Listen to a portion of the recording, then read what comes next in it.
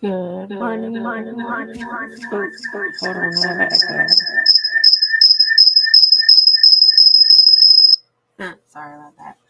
Okay, good morning, everyone. Thank y'all for being here. I have been waiting for this trial to start for a while. We did go over the affidavit. Oh gosh, it was months ago. On my channel, on this channel here, and the affidavit itself was hard to look at. So I can imagine, how much more can come out in this court case. And I just want to go ahead and show some comments while I'm doing this because I will put on a video. I'm still trying to wake up, guys. I have to grab something to eat. I have new medicine that I've been trying, and I don't want to take medicine on the empty stomach. But let's see. So FAR has stopped in, FAR Q, and it's going to be 4 a.m. her time. So I'm not sure if she will be here, but I'm so thankful that she stopped in. Shout out to Resto Testo. Good morning or good evening. And hello to Micah. I know you're at work right now. So good to see you pop in here. Thank you for showing love. And yeah, so I'm gonna go ahead and load a video. Sorry if y'all hear my son's cat back there going crazy. I'm about to move him out of here.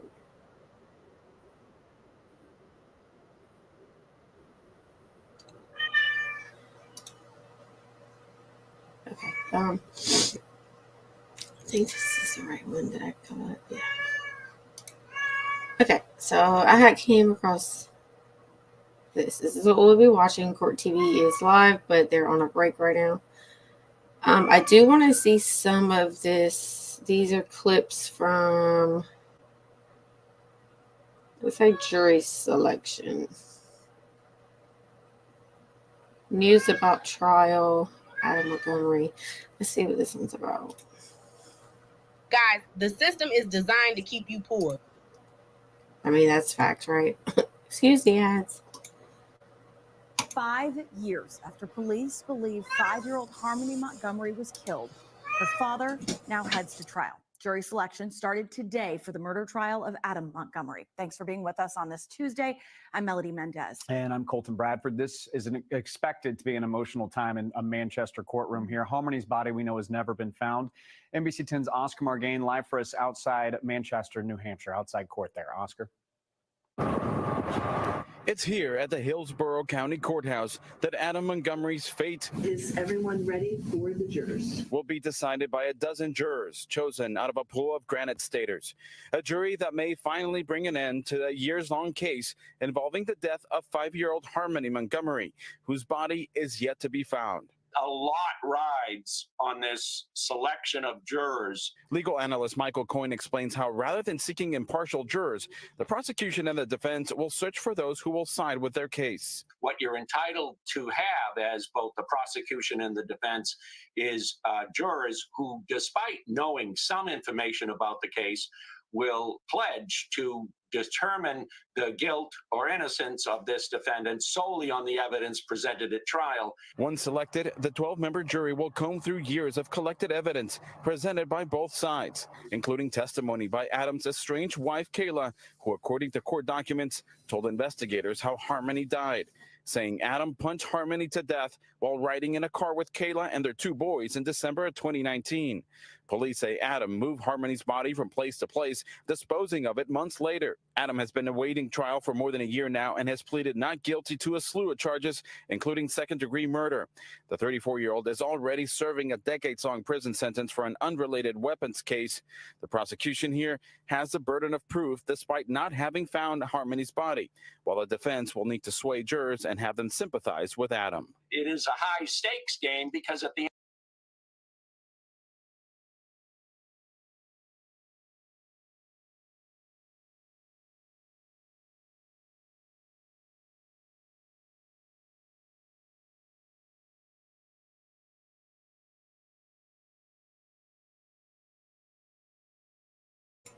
Sorry, y'all, I'm here.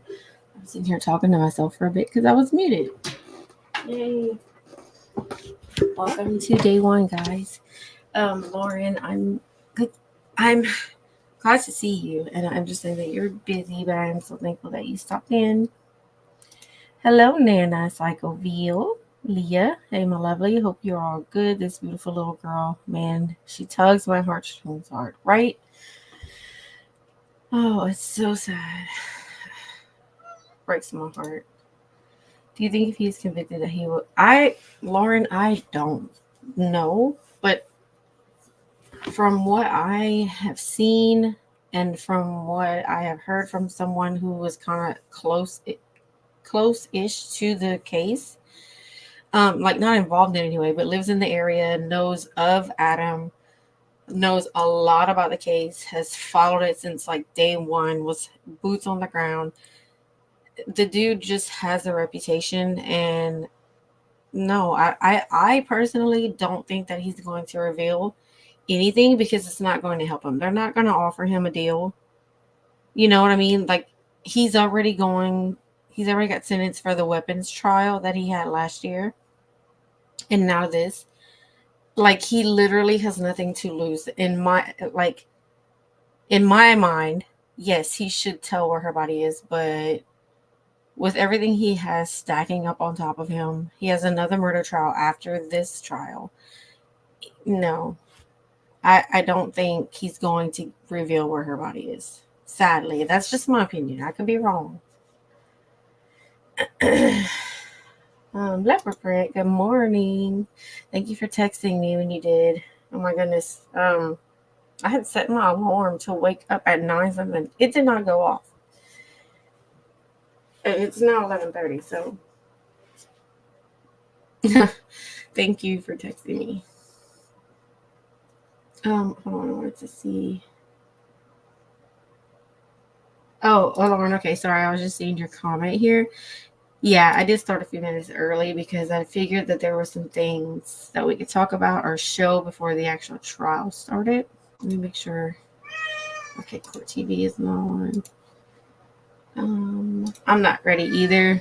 Like I said, the affidavit that I went over was freaking hard. There was a lot of details in there that I didn't myself expect. Yeah, you might have to just deal with listening to Milo for a little bit. I'm sorry, guys. I promise I'll mute when the trial starts, and you won't have to hear any background noise unless I'm pausing to, talk. Milo, come here.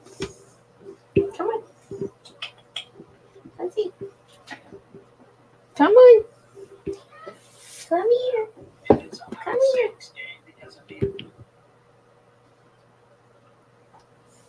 Yeah, he's being stubborn.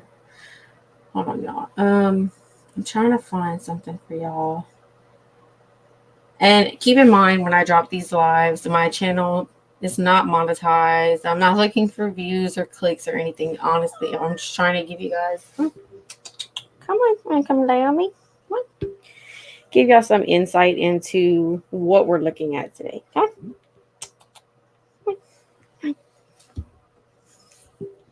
Yeah, right here. Okay. Sorry, y'all. All right, so this is the affidavit. I'm going to drop this in chat. I apologize to anyone coming in. I am a mess this morning, but I promise to bring you good content. I'm just unorganized at the moment, but I will get better, I promise.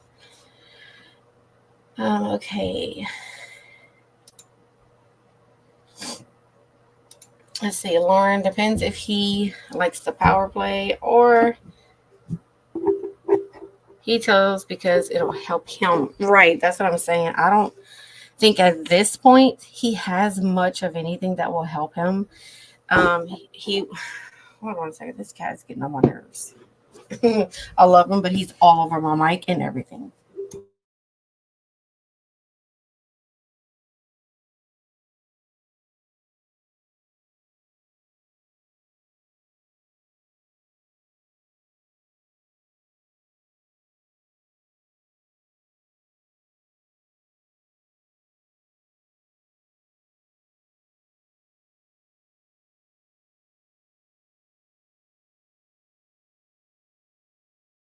Okay, sorry about that. Yeah, so I think unless it's something that's going to benefit him in some kind of way, if they can offer him some kind of a deal, but I don't see that happening. Honestly, this is just from what I know so far with the weapons trial and this. I mean, there's so much evidence. There's DNA. There's all kinds of evidence. He's not getting away with this. I just don't see what could help him. Now, I'm like, I know around here there was a case where the guy wouldn't tell where he disposed of a body of someone that was missing. And the only way he did was if he got cut a deal. But they had the death penalty on the table, which I'm not sure if they're seeking the death penalty. I don't even know if there is a death penalty in New Hampshire. But that's how that guy got away with it, because instead of getting death, he got life, and he told where the body was. So it would have to be, like Nana is saying, some kind of way to benefit him.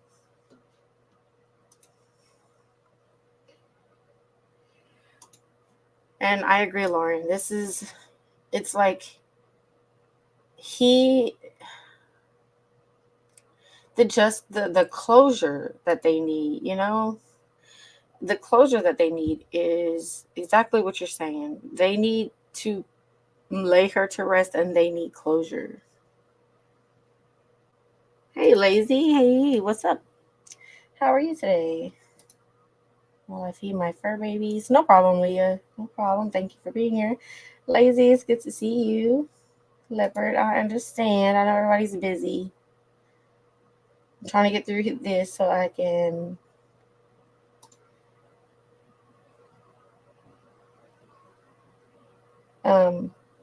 be caught up, and let me make sure that the trial hasn't started.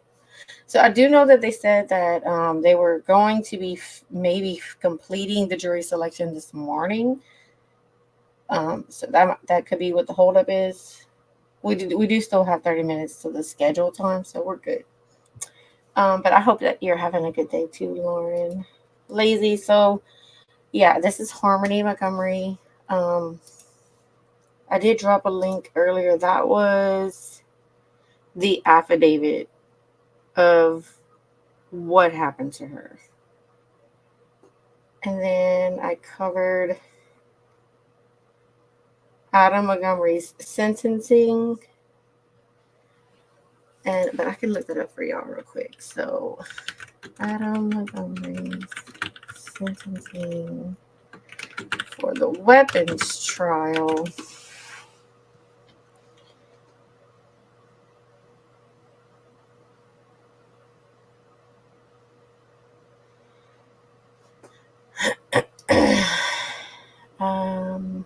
God, everything is so riddled right now with everything what's going on with Harmony's case. But yeah, he did get time for the weapons trial. I'll drop that link in chat just in case anybody wants to go skim through it while we're waiting. It's me and two other true crime creators that were covering this. You can, like I said, you can skip around and get to the part of where we talk about his sentencing for the weapons trial. Last month, heard he was still 100% denying he even did it. Right. Yes, he is still denying it. So, if he's denying that he even did it, he's not. My opinion is that he's not going to tell where he disposed of her body. I mean, but like y'all said, this trial is going to reveal a lot. A lot will come out. There's evidence that he cannot deny. So it'll be interesting to see if he does decide to tell, Oh, thank you, Lauren. Hi, Miss W. Oh, it's so good to see you in chat. I'm so used to seeing you in my comments because I don't know if you're on a different time zone or if you're just like, you're extremely busy like a lot of us, but it is good to see you in chat. So good. You're always such a little bright ray of sunshine. But yes, this is a very horrible tragedy. It sucks that we have to meet under these circumstances, guys, but yeah, so I'll give y'all kind of a rundown of, there's a lot of family dynamics, but why hasn't he? Oof, right? Okay, so Adam Montgomery is Harmony Montgomery's biological dad. Her biological mother, her name is Crystal Sorey. I believe at the time she was not doing good herself, so CPS did get involved at one point. And Crystal, I want to say, I don't want to get anything wrong, y'all, and it's been a while. Like, this all kicked off in like 2019, 2020. I'm sorry, 2021. But basically, CPS had there was a family that was willing to adopt her. Harmony does have a younger brother. Her younger brother has been adopted by a family, and they wanted Harmony also. But for some reason, God knows why, she was handed back to her biological father and his girlfriend at the time, or wife at the time, Kayla Montgomery. And they lived in their vehicle a lot. They were into drugs. They were heavy users. And it came out that Harmony hadn't been in school for like, oh gosh, a year. Also, Kayla Montgomery had started serving some time because it was found out that she was getting food stamps basically in Harmony's name when Harmony wasn't even alive for that. Like, she was getting her benefits, using her benefits, knowing that Harmony was not alive. So she was charged with that. However, Kayla Montgomery did end up speaking out and telling the truth of what happened to Harmony. Now, what I don't agree with is that Kayla Montgomery was also, she didn't do the actual unaliving, but she's just as involved. But because she did speak out against him, told the truth, which I'm thankful for that, I will say that, she's getting a heck of a deal. If any time, I don't know if she's getting any time at all, but she is getting a heck of a deal. But she did come forward. She did tell the truth. She spoke against, Adam, and told the truth. So I am thankful for that. I'm trying to find a good picture of Kayla. I want to show y'all when she was arrested versus when. Okay, tell me if y'all can see the picture on the screen. Whoa, okay, y'all should be able to see that. It's huge. Let me.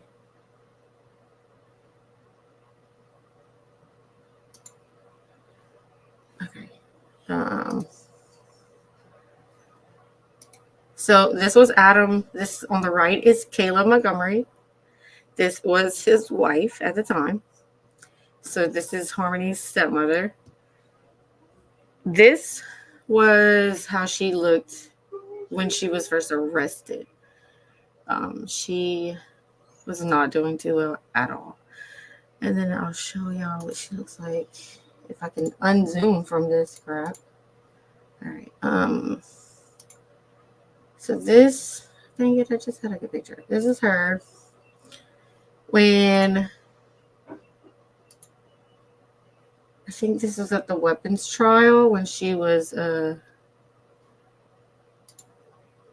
testifying about the weapons trial and what happened with that, because she was involved in that also.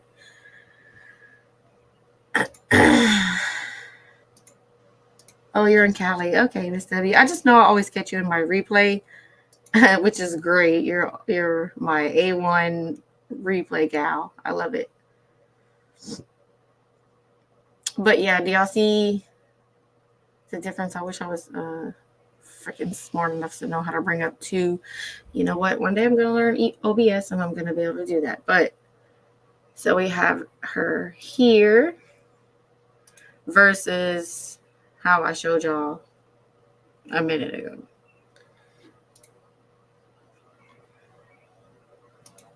Right here on the right. Totally different, look at everyone that I know saying that, she's pretty much cleaning up her act. She probably has no choice to. I don't know all the details of her situation. Like I said, I know that she got a really good deal for coming forward and telling the truth. Let me see if the court thing started. Nope, they're not showing anything. All right. Let me see if I can find, for those who haven't heard this case, let me find a recap.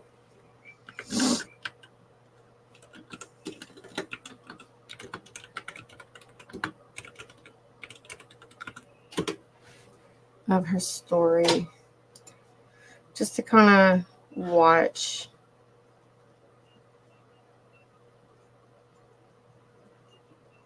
And I don't want to step on anybody's toes. I know how people on YouTube can be.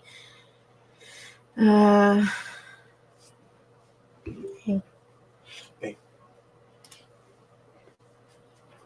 JR and Anna, how are you? So good to see you. You too. Thank you for being here. Regardless your state of mind, she should have. Oh, yes. Oh, yeah. Everything they went through to hide, to conceal everything that he. Oh, no, I'm going to say they. I'm not going to exclude her because she was just as much involved. But this is, like I said, it's a bittersweet thing because I'm glad that she spoke. She did come forward and she did speak up because he wasn't going to tell the truth of anything that happened. And this is my favorite picture for y'all, so I'm gonna leave this one on. It's a little blurry, but he wasn't going to speak up. He wasn't going to tell, anything. So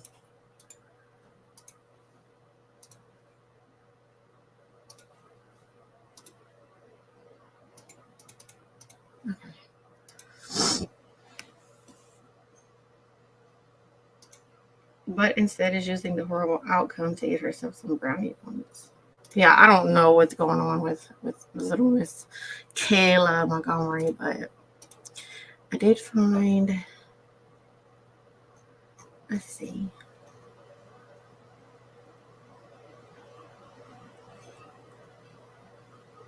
This one's 20 minutes. They say they're going to be on in 20 minutes, so this might be okay to show. It might be background. I can't guarantee it, guys, but I'm going to play it in hopes that it does give some of you a little background that haven't been here, or even, those of you. Okay, let's see. I'm going to present this one instead.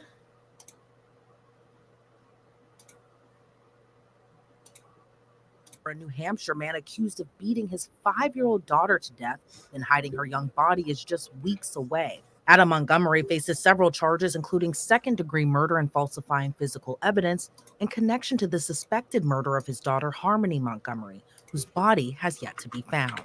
Harmony was reported missing in November 2021, nearly 2 years after investigators say she was killed. The details surrounding the crime are heinous. Prosecutors say Adam beat his daughter to death in a fit of rage after a bathroom accident in the car, then moved her body in different hiding places in an effort to conceal her remains. As both the prosecution and Adam's defense attorneys prepare for trial, in the latest courtroom filing, the defense now says they want several pieces of key evidence to be kept hidden from the jury.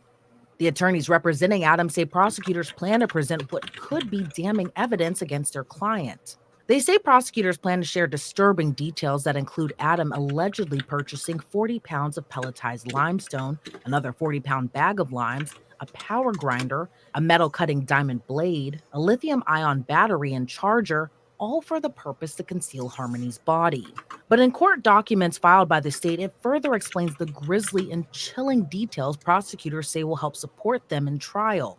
In a 12-page response to the defense motion, I just want to point out that I do have that website that with the affidavit, and they are saying that the affidavit has a lot of information that will help them, and it really does. So, like I said, I'm pretty sure we're going to hear a lot from the affidavit, and if not, then I will pull it up and we can go over it during like commercial breaks, or if anyone has any questions, I can try to find it for you. I'm not a perfect streamer. I have been away from true crime for a while, but Harmony Montgomery has always been near and dear to my heart. And this is a trial that I was not going to miss. So yeah, but just let me know and I will pull up that affidavit if I need to in between, because there are a lot of details on it. I'll go back a little bit, sorry. and prosecutors say will help support them in trial. In a 12-page response to the defense motion, prosecutors say Adam's estranged wife, Kayla Montgomery, informed officers he purchased lime because he believed that would assist in decomposing Harmony's body and prevent her body from being found. Kayla also revealed to investigators that he had Harmony's body in a bag, and that at one point he took the body out of the bag and into a hot shower to manipulate the body to put her in pieces. Yeah, this is the trigger stuff. This is the heavy stuff. You will learn more about this bag that he put her body into. We do not know exactly what they mean by manipulated her body. You can imagine what that means. But if you saw the size of the bag, which is in the affidavit, you're like thinking, how? How did he get her into this little bag? I know that she was only 5 years old. I know that she was small, but this bag is very disturbing. The documents go on to state investigators later obtained bank records from Adam and Kayla's shared account that revealed more. According to records, in February 2020, a cash withdrawal was made from the account at an ATM located directly across the street from the Home Depot where Adam worked. Officials say one cash purchase of limes was made on February 15, 2020. Another was made on February 26, 2020. Just one day later, on February 27th, prosecutors say there was a work order made for Adam's apartment to snake the drain of the. Yeah, lazy. It is wild.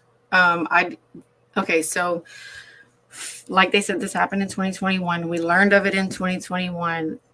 We followed this as a missing persons case for the longest time. And then during the course of the last 3 years, or almost 3 years now, you can say, there's been little things that have come out where we knew at one point they were at a prior residence that they lived in, and they were like, it was a lot of snow on the ground. The ground was frozen. They were in the backyard thawing out the ground. They removed several items from the home, including a refrigerator. They did take that, like FBI took that out of the home. They were even checking like the sewage system at that residence. So when there was a press conference before the affidavit was released, and at the press conference is where we learned kind of what actually happened to Harmony, because up until that point, we knew that it had kind of turned from a looking for a missing child to a murder investigation. And that was a really, really difficult day for a lot of us. And I'm sorry, this case it gets to my heart. But so after that, the affidavit came out, and we really didn't know, or I didn't know what I was getting myself into reading this affidavit. I did do a live on it. I dropped the link in the chat earlier. If anyone is interested in that, just let me know, and I will drop it again. I go over it in detail. In case you can't make it every day for the trial, I don't know how long this is going to last, but the affidavit was very detailed and it was very sad, very sickening, and we still don't know where her body is. Is the guy currently? Yes, he is locked up. He has been locked up for a while, since 20. Oh gosh, see, I'm rough on my dates, but he is locked up. He had a trial not long ago for, basically, like they were like, he was selling. It was for guns, weapons. He's a felon. He's not supposed to have weapons. It was like it was called the weapons trial, and he was sentenced for that. So yeah, he is incarcerated. Not long ago, he was still denying that he did anything to hurt Harmony. Although in the affidavit, Kayla Montgomery, his wife at the time, said that when he struck her that time, he knew, I think I did something. So he cannot say, I didn't harm Harmony, when we have an eyewitness that has come forward, his wife or ex-wife, that said otherwise. Yeah. See, I can't wait until they send him to the prison, because from what I'm understanding from someone who lives nearby and lives in the area, like I said, that kind of knows like about, they don't know him, they don't know the situation, they don't know anybody involved, but they know people who know Adam Montgomery, which is who you're seeing on the screen. And he is known for basically not giving a damn. He will do what he wants, basically, whenever he could, before he was caught with all of this craziness that is his life. He was known for like just disturbing chaos, violence, and not saying that he's okay in prison, because, you know, I don't know what happens there, but you harmed your daughter, homie. You're gonna have to pay for that one day, some way, some kind of way. Yeah, Lisa said, no, they don't. They get the green light instantly, and their lives are total hell. Yeah, I hope he's in Gen Pop. I thought it was found. No, so her body was not found in the ceiling of a house, but evidence that her body was once there in the ceiling of a shelter that they were staying at. He had her up in the, he removed one of like the paneling in the ceiling, and they concealed her body there for a while. And then it's sickening. They brought her body to several different places with them over a certain amount of time. And then one night, Kayla, according to Kayla Montgomery, she says that he left in the middle of the night in a U-Haul, didn't tell her where he was going, and he disposed of Harmony's body. That's Kayla's story. Right? Oh, and I don't know if any of you know Nerdy Addict on Twitter.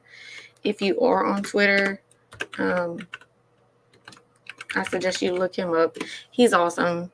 He follows all these missing person cases, and even when they turn into homicide investigations like this, Harmony was a case that was very near and dear to him also.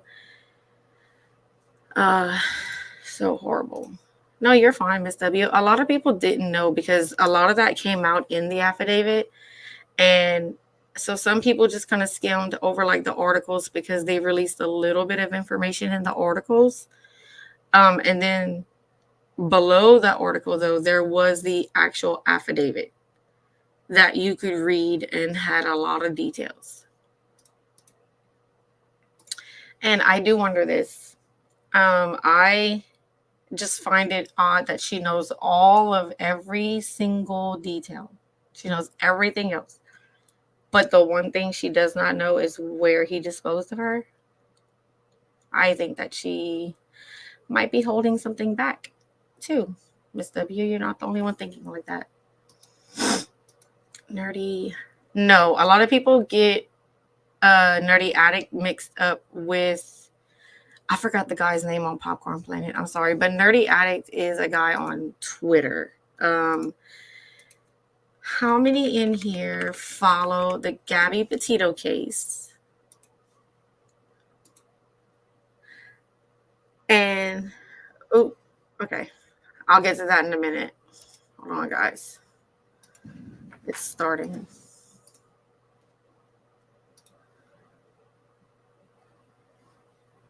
Oh, they muted?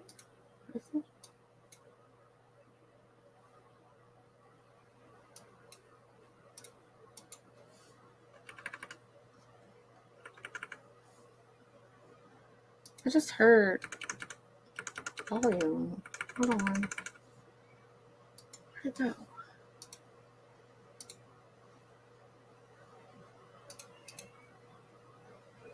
Okay, hold on. Let me stop sharing for a minute and let me try to find.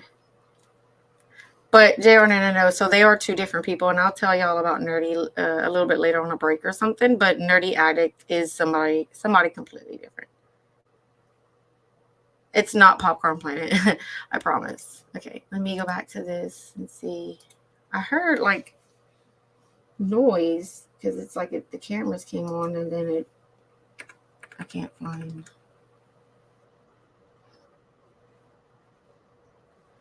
Okay, so she said, counsel, can you approach? Okay, so they are getting really close to starting. I'll go ahead and share this tab.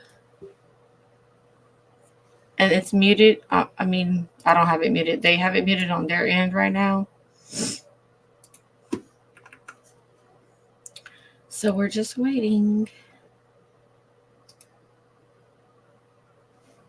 I'll put me in the corner here. Or I'll put it back. Oh, no. I can do it like this. No, then it covers her. See, I hate StreamYard. It's so stupid. Let's see.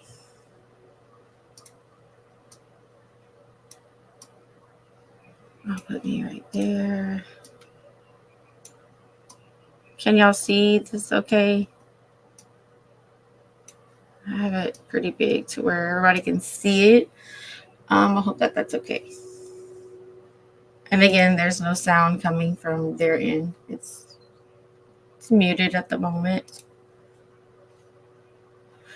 So just to let you guys know who Nerdy is, because like I said, he's a big reason why I went into missing persons in the first place and even learned about Harmony's case. Oh, let me say this. So if you were familiar with the Gabby Petito case, if you remember the hand in the garden, a lot of people remember the hand in the garden where everybody thought he had a bunker, like his parents had a bunker, Brian Laundrie had a bunker, and he was hiding in the backyard. The drone footage that caught that garden moment with the Laundries was Nerdy Addict. And so people on TikTok were like going crazy with the rumor, right? And then everybody was like, well, where do you find Nerdy Addict? He was there. So everyone went to Twitter to locate him, and that's where he like blew up. Everybody knew who Nerdy was at that point. But he does amazing things for the missing persons community. He has a website where you can do like missing persons ads if someone in your area comes up missing. He was boots on the ground for a lot of Harmony Montgomery's, like the places they were searching. He was there. He was there for a lot of it. And if I'm not mistaken, the area where this happened, he's familiar with that area too. So yeah, he's amazing. But yeah, totally a different guy. And that's not the first time that's come up, JR and Anna, so don't feel bad. I don't know if he's ever been a co-host there. He has been a co-host on, oh God. It's another YouTuber, but it's not Popcorn Planet. Shoot, I can't remember. It's like more like a podcast. Does anybody know what I'm talking about? It's a black guy. God, he's so cool. He's a really cool guy. Dang it. I don't remember. But he was on there for the Kylie Rodney case. Nerdy was. So anyway, so back to Harmony Montgomery, guys. Don't know if I'm ready for this. If I can't, I will let you know. Ms. W, I completely understand.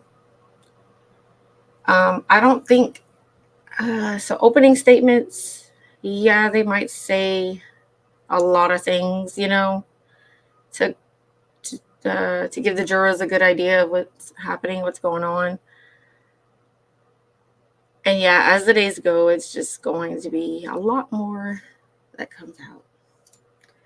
But yeah, you remember Miss W. That was Nerdy's footage. That's him. Oh, was he really? I didn't know that Nerdy went to Tennessee. See, I check in on Twitter every now and then, and I hadn't lately.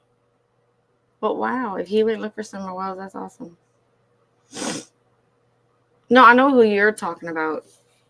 And like I said, Nerdy might have been a guest once or twice. I just don't know about it. But a lot of people ask if because there is another guy named Nerdy something or Nerd something, but Nerdy Addict is someone completely different. You were with Grizzly for Gabby. I was on TikTok and Twitter for all of Gabby's case. So it is the one you're thinking about? Okay. Yeah, he's a really down-to-earth guy. And like I said, he does this he's a missing persons advocate. He is one of the best that I've worked with. He's very good with the families. To this day, he is really good friends with the Petitos and the Schmidts. And he does this for his sobriety. It keeps him sober. And so kudos to him. I've learned a lot from him and his community. So yeah, thank you, Miss W. I hate my voice. And I always think that I'm like just not a good YouTube creator. Like I'm just here to talk and ramble, and I just feel like others can do it so much better, and they know how to work like OBS, and they have an awesome little system going, and I will get there one day. I can do it, but I'm thankful to have you here. Thankful to have all of you here. Thank you, Leopard. I appreciate it. I love Leopard Burton's voice. Okay, so they're still not saying nothing here. If I hear them start, I will switch it real quick. But I'm going to go ahead and finish playing this just so y'all can. Just one day later, on February 27th, prosecutors say there was a work order made for Adam's apartment to snake the drain of the bathtub. And according to more court documents, officers learned Adam disposed of Harmony's corpse between March 3rd and March 4th of 2020. Just 5 days after the ATM withdrawals and cash purchases were made at Home Depot, and 3 months after investigators believe she was killed. Authorities say in March of 2023, Kayla was able to match the bag used to conceal Harmony's body to the purchases Adam allegedly made at Home Depot back in 2020. Fast forward to 2024, ahead of his upcoming murder trial, lawyers for Adam are firing back against his estranged wife, Kayla, saying she downplayed her role in disposing of Harmony's remains. His attorneys say Kayla actively assisted in the manipulation of Harmony's remains and knew full.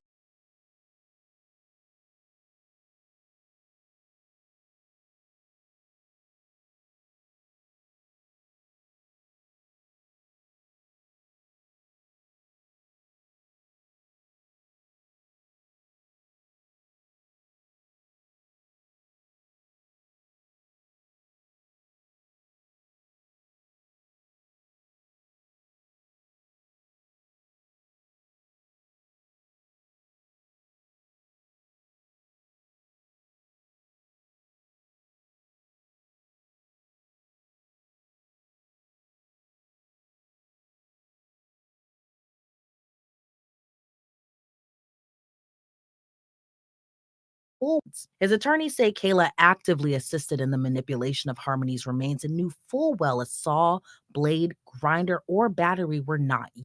How do celebrities like Justin Bieber and The Rock generate hundreds of millions? Not what you think. They make a special kind. Used. The defense.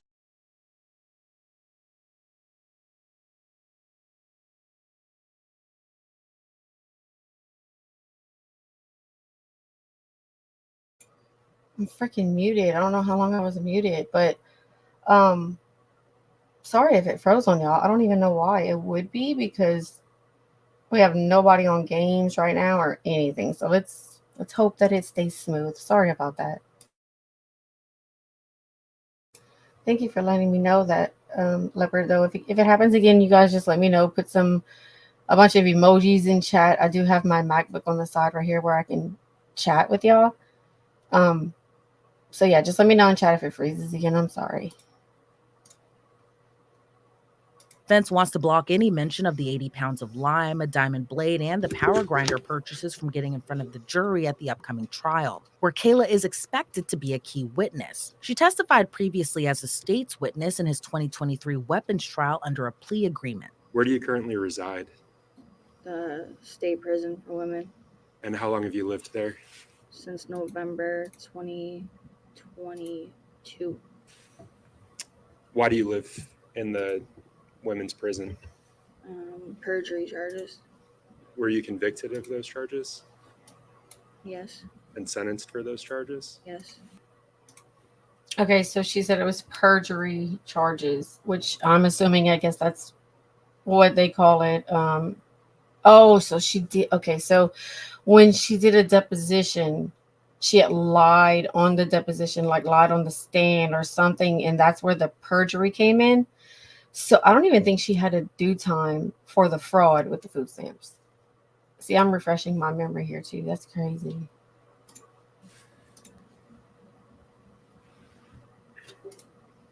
Were you also charged with receiving stolen property? Yes. And those charges were dismissed as part of a... Were those Yes. charges dismissed as part of a plea agreement? Yes. And you admitted to lying to the grand jury? Yes. Did you admit... Apologies. Did you admit to lying to the grand jury? Yes. Do you understand the consequences of providing false testimony here today? Yes. The charges stemmed from an unrelated 2019 incident where Adam was accused of stealing and possessing a rifle and shotgun, then selling them as a previously convicted felon. While on the stand, Kayla testified Adam stole the weapons to swap them out for money or drugs. But she also gave insight into their home life in the months leading up to Harmony's death. So focusing back on that time period, September, October 2019, what was your life like back then? I was working up until November 2019 at Dunkin' Donuts. I would work 6 a.m. to 2 p.m. And Adam would be home with the kids while I'm at work. And he would drop me off and pick me up from work because I didn't have a license. And then after he would pick me up, I would be at the house with the kids, and he would leave some nights because we were using drugs. When you say we were using drugs, what do you mean? Like getting high, using heroin and crack and weed. And when you say we were getting high and using heroin and crack and weed, who's we?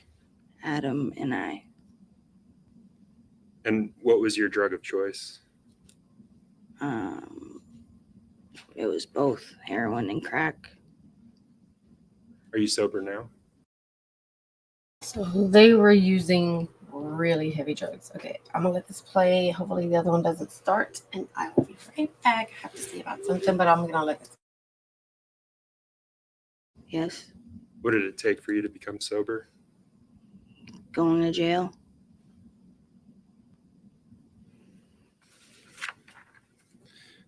I asked you about your drug of choice back then. What was the defendant's? Heroin. What did the defendant do for work back then? He was home with the kids. And he'd leave at night, you said?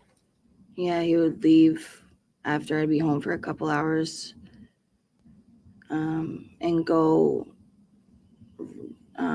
for rides. Okay. Do you know, back then, how did you get your drugs? I had money from my job, and that's what I remember up until we got kicked out, evicted from the house. And you mentioned Harmony, Declan, and Seamus. How did you support them?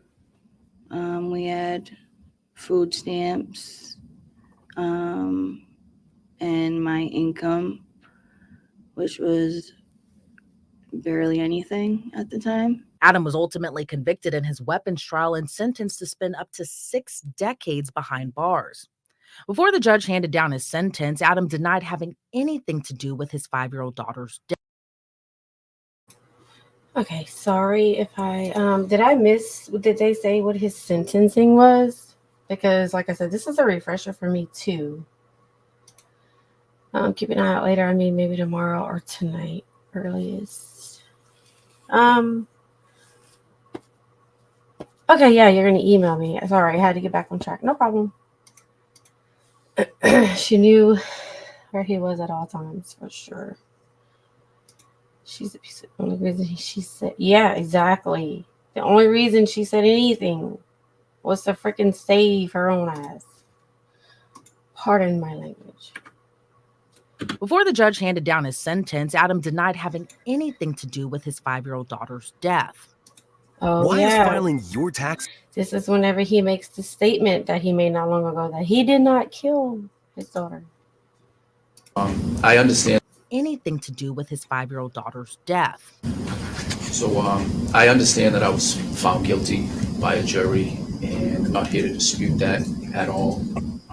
The only consideration that I ask of you this morning is for you not to consider anything as it relates to the case regarding my daughter Harmony. I did not kill my daughter Harmony, and I look forward to my upcoming trial to refute those offensive claims.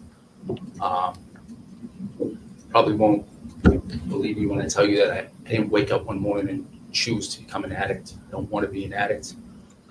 Let's listen to that part again, because I'm pretty sure we're going to find out so much more, and the evidence is going to be undeniable.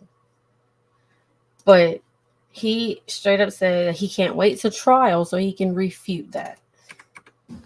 And I look this morning. Barely any. To 6, anything to do with his 5-year-old daughter's death. So I understand that I was found guilty by a jury, and I'm not here to dispute that at all. The only consideration that I ask of you this morning is for you not to consider anything. Okay, guys, this is the trial. This is starting now. So here we go.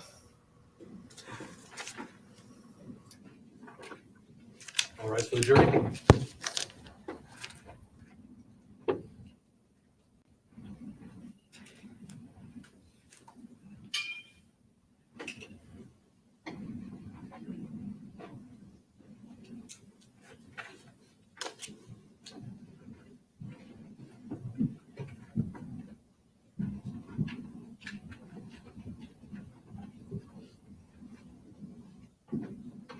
You may be seated. All right, sorry for the delay, ladies and gentlemen. One thing I think you will learn as you go through this process is sometimes things go exactly as we plan, and sometimes they do not. Right now, they are not going exactly as we had previously planned. So I apologize for the delay. And there are a lot of moving parts in a trial, so sometimes we need to switch things up. So originally, I had said that we were going to come in and do opening statements. We're going to do something a little different than that. As I said, we're going to be going on a view today. So prior to a view, the lawyers will give you what's called a preview statement to give you some information about what they want you to look at and what they anticipate that you will see on the view. We're going to do that first. So I'm going to give you an instruction regarding the view. Then the state and the defense will give you their preview statements. Okay.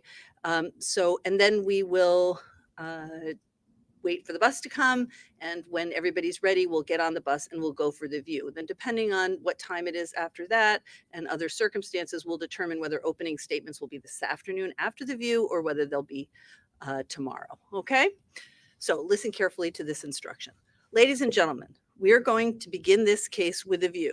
We will be traveling to several locations within the city of Manchester to observe certain areas you will be hearing testimony about.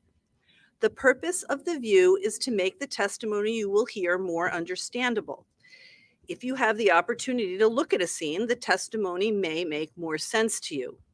Your obligation on the view is to look as carefully as you can and to remember what you see as well as you can. You may not ask questions. You may not take any notes or measurements. You should look carefully at what the lawyers will be pointing out to you. What you see on the view is evidence in this case. Please stay as close together as possible so that you will all be viewing the scene from approximately the same perspective. If you cannot hear or see, please call that to my attention or to the attention of one of our court officers. After the view is completed, you may not revisit the scenes on your own during trial. Also, you may not engage in any discussion among yourselves or with anyone else concerning what you see at the view. As you know, you are not to talk with each other or with anyone else about the case until the end of the trial when you are conducting your deliberations. At this time, ladies and gentlemen, counsel will have the opportunity to make their preview statements to you concerning what they expect you will be seeing on the view.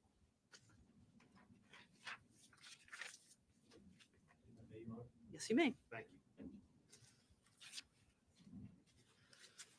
Good afternoon, everyone. My name is Ben, and I represent the state on this matter. What we're going to do, and first of all, since it's my first opportunity to talk to you as the jury, big J as opposed to little j, let me thank you again for your time that you're going to be putting forward not only today but throughout the trial. It's very important, both to society, to the government, to the citizens, and it is very, very much appreciated. The first part of your job, for the most part, is going to be taking place in this room. The vast majority of it dealing with the witnesses and the exhibits that you see. But as you just heard from Judge Messer, another part is going to be the view. This is evidence, what you're going to see today. It is going to be work on the view. You're going to have to walk around in 2 different locations, and the rest of them will require you to look out the windows of a bus to be able to take into account the neighborhoods that you were in. I'm going to explain every place that we're going to go in just a moment, and the defense counsel will also have that same opportunity. Together, we are going to see where this happened. You're going to get to see the same places, the same locations in person that you are later on going to see and hear evidence at trial. And you've already heard, again, Judge Messer's instruction, you should consider today's view to be like evidence. In a few minutes, we are going to get on a bus, maybe by now, and we're going to see a couple different locations in Manchester. In some ways, it's going to be the beginning of a journey that you will likely never forget.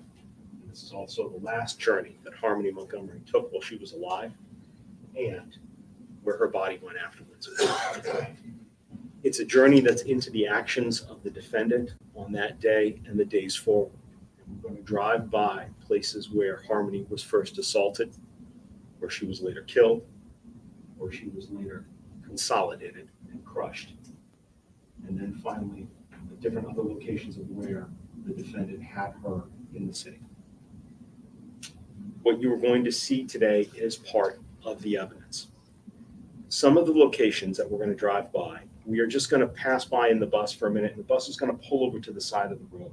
So you have an opportunity to look at that location and take in the surroundings. And on 2 of the locations, we will physically get out. One will be a parking lot, and the other one will be an intersection. We will not be going into any residences.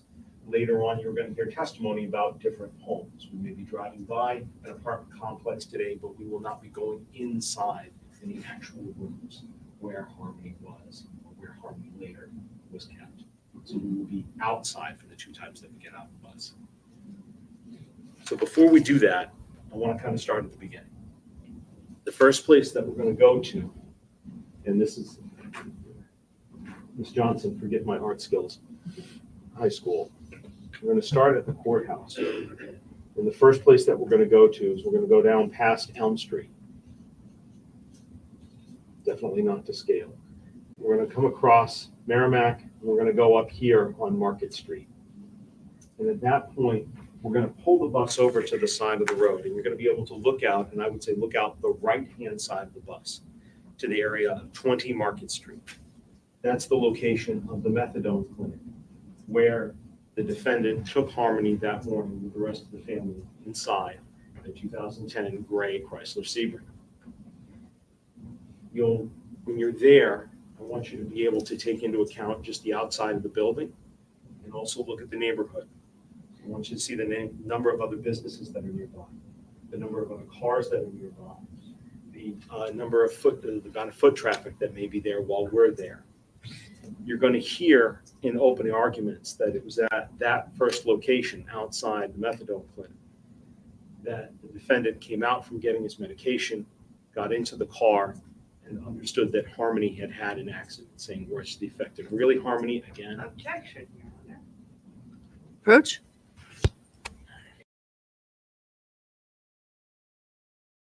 Yeah, their mics are always low, and some of these like lawyers and stuff walk around and they forget that we can't hear them well. So I have all the volume up all the way on both, like on my computer and the YouTube side. So hopefully y'all can hear it. I do have the captions on. I know the captions are off sometimes, but hopefully that helps. But it does sound like they're actually going to take them on a bus ride around the city, probably to all of the locations that are listed in the affidavit of where they carried her body to give them an idea of like the whole situation. I didn't know they were going to do that. That's crazy.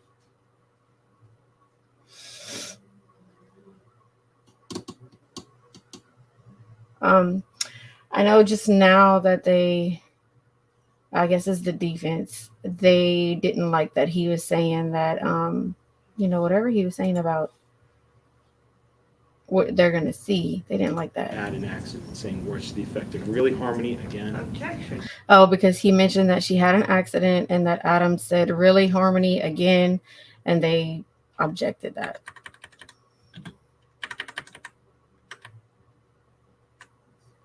Okay, sorry about that, y'all. Is neither a standard withheld. The state will clarify. Go ahead.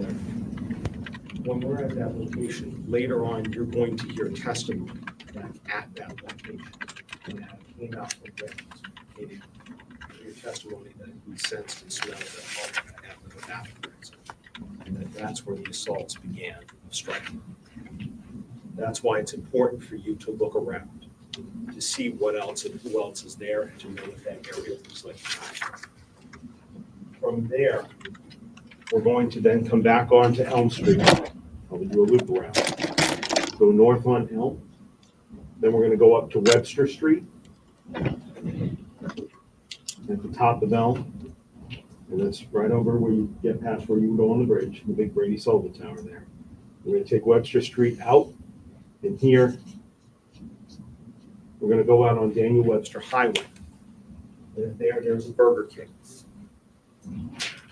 When we get to the Burger King again, we won't be getting out of the bus. We'll be staying inside, and you'll have a chance to look at that parking lot. What the state is asking you to do is to pay close attention during that drive. How many stoplights roughly are we going through? What are the road conditions like? How long does it take to get there? You're going to hear testimony later on about that same drive. You're going to hear testimony how during that drive, the defendant's assaults continued. And he continued to hit Harmony. They stopped at red lights. Oh, that's so sick. Stop signs. That's why you need to pay close attention during that drive. And we're going to go out to that location. After we've had a minute or two to sit in the bus there at Burger King, and you've had a chance to see the traffic flow, see what cars are like.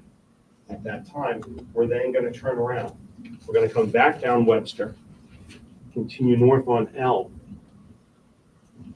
and then we're going to cut over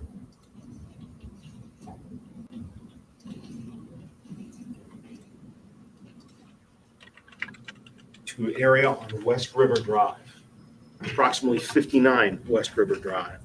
And there, we're going to make our first stop where we get out of the buses.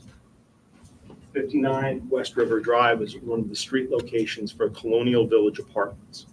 It's right up on, you can see poorly drawn river. It's right on the backside there. We're going to be pulling in between those buildings and going to a very large back parking lot that's behind there.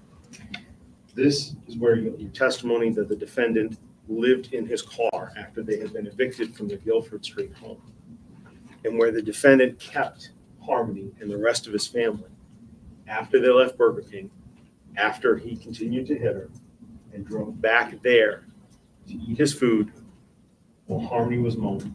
We're going to hear testimony that that's where he used his drugs while Harmony died. When you're there, I'm asking you to notice the number of apartment buildings that are nearby. Look at the number of cars that are in the parking lot, how big that parking lot is. I'm also going to ask you to take notice in that back parking lot area, look towards the tree line. Look at the very back row, closest to the river, where different cars can park. Notice all of that while you're there. It's going to be more than 1 or 2 minutes. So you can get out, you can certainly walk around, take your time to really look in that area and look at the different details that are there.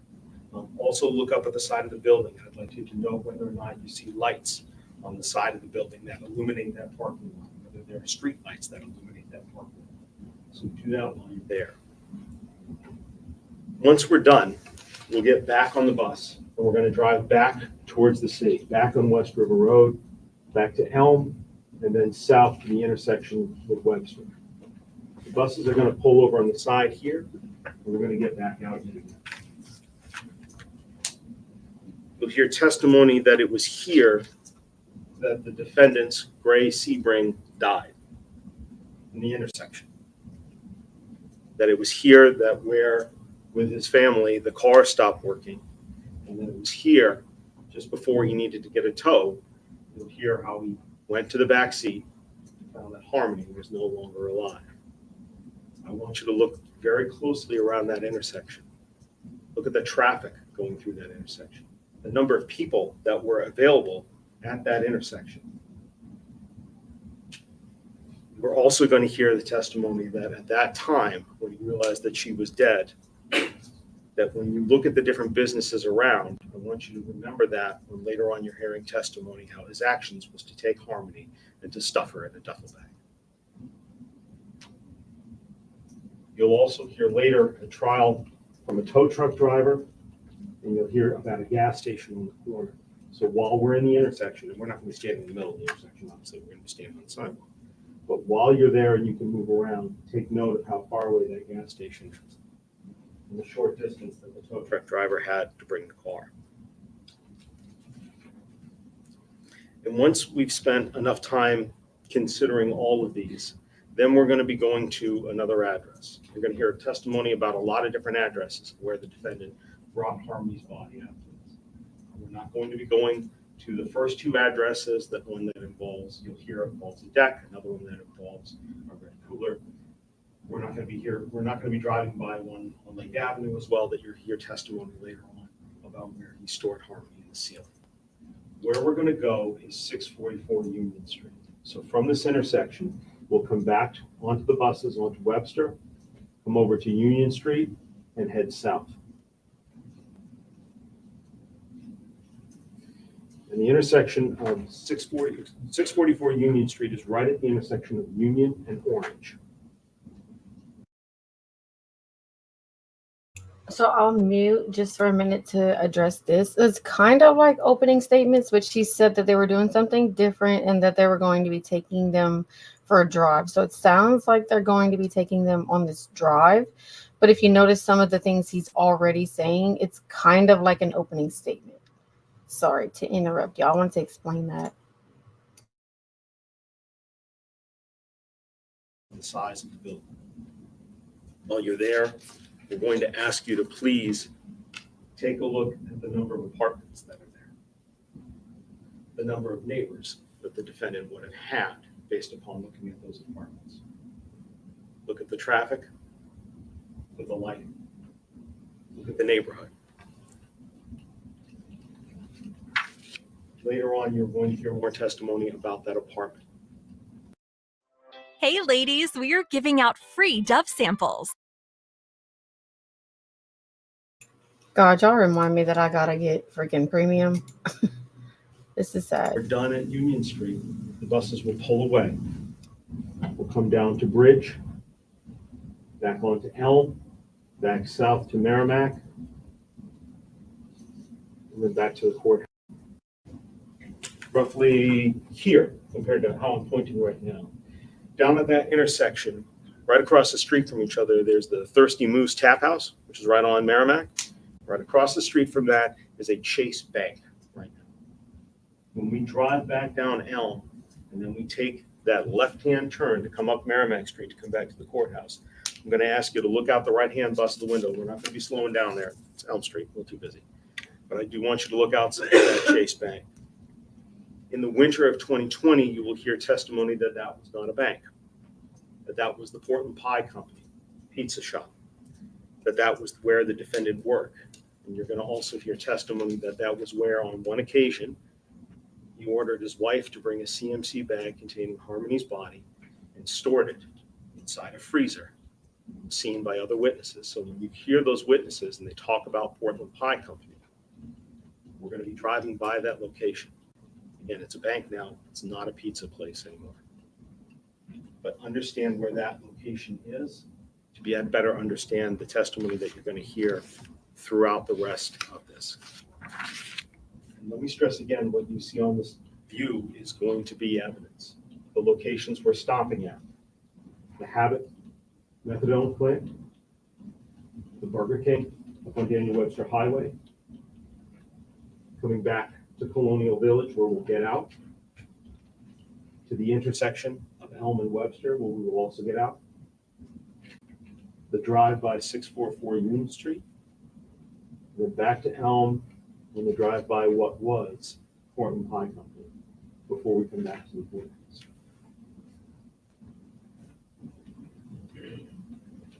This will be your only opportunity, as you heard from the court, to look at these places in person until the end of this trial. So take your time. If you need more time, please let the court staff know.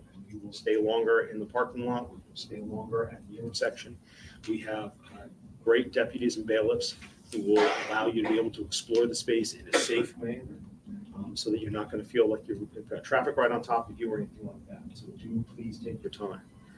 But when we listen to the testimony from the different witnesses, these are 5 of the key locations that you're going to hear. So it's important that you know what they look like in person before you hear that testimony. Based upon that, again, after you hear this and if you see all of the evidence of this case, we'll ask you to return a verdict that is just. But I would also ask you if you would please do also pay close attention to defense counsel's comments about the view, because again, the more observations that you can make on today's view, the better it will be for you to understand the testimony you see later on. And it's a one only shot. Okay? Thank you very much. Thank you. Sure. Good afternoon. This is where the trial really begins for you, and you literally step into it. You step onto the bus, you go to places. These places are exhibits of your mind.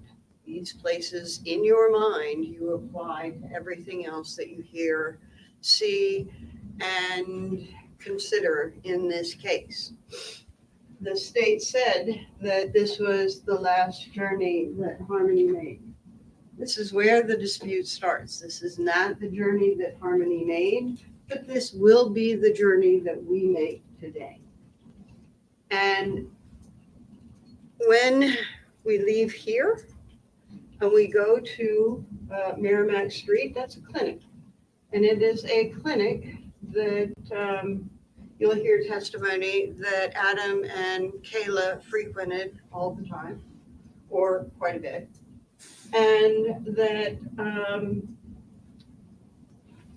when you're there, I want you to look. We can't recreate what was happening on particular days or particular weeks, who might have been coming and going at what time. So you actually can only look around and see the exposure what is the parking there? What can you see? What is exposed? What is hidden? And then apply the evidence that you hear about events that may have occurred there, and consider could this have happened? Put your mind to the testimony and apply it. This is what I saw. This is what I remember. This is what the witness is saying. It is your evidence, but it's evidence in the case. Then you'll go from the clinic to Burger King. And at Burger King, that's really very, very important to look at that entire layout. Again, we can't recreate the amount of traffic that was on a particular day or a week. We can't recreate any of that stuff. But you look at the parking. I want you specifically to look at how that drive-through works out when you make the order and then you pay the cashier and then you get your food. Take that into consideration. Take the time to think about a route through the drive-through. What is exposed? What is hidden? Who can see what from what angle? Think about the cashier. Think about all of the stuff around the drive-through. And actually, when you're there and stop, think about that from the time somebody pulls into the parking area. And again, you will be applying that to somebody else's testimony. And then you'll be thinking and applying that. Does this work? Does this not work? What's going on here? It is your evidence. From there, you heard that we're going to Colonial Village. And that is a place that you're getting out. So you will take the time. Traffic's going to be different from testimony that you hear about, but you want to look. What is exposed? What is hidden? From particular places, looking at the building, what can you see? What can't you see? We're going to direct you to particular places and areas and say, take a look and consider from this perspective something that pictures can never quite do. And you got to hold it in your mind and again, apply it to testimony as it comes in. This is an exhibit throughout the trial, not just for this afternoon. From the Colonial, you will go to Elm and Webster, which is a place that you're going to get out.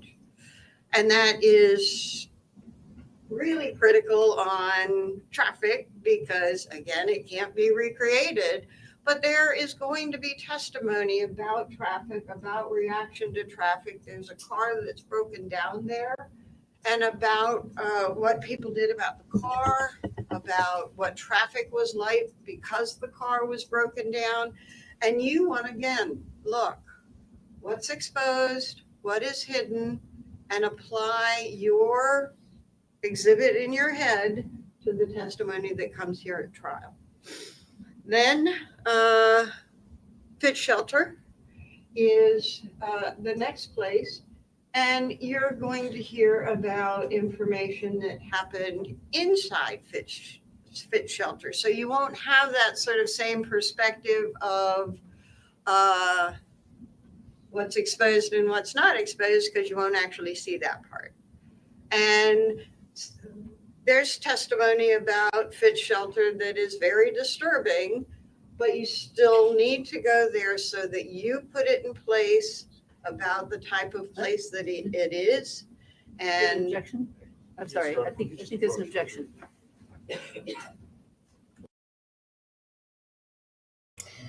There's always some kind of objection. Maybe they're saying too much. I don't know. But to me, this is more of a style of opening statements / giving instructions on what they're about to do. So who knows? You know, maybe they're wanting them to not say so much right now. Nana, are you having issues with YouTube or is it or like having power issues in your area? Essentially withdraw. Messing up my words, Union Avenue. Sorry.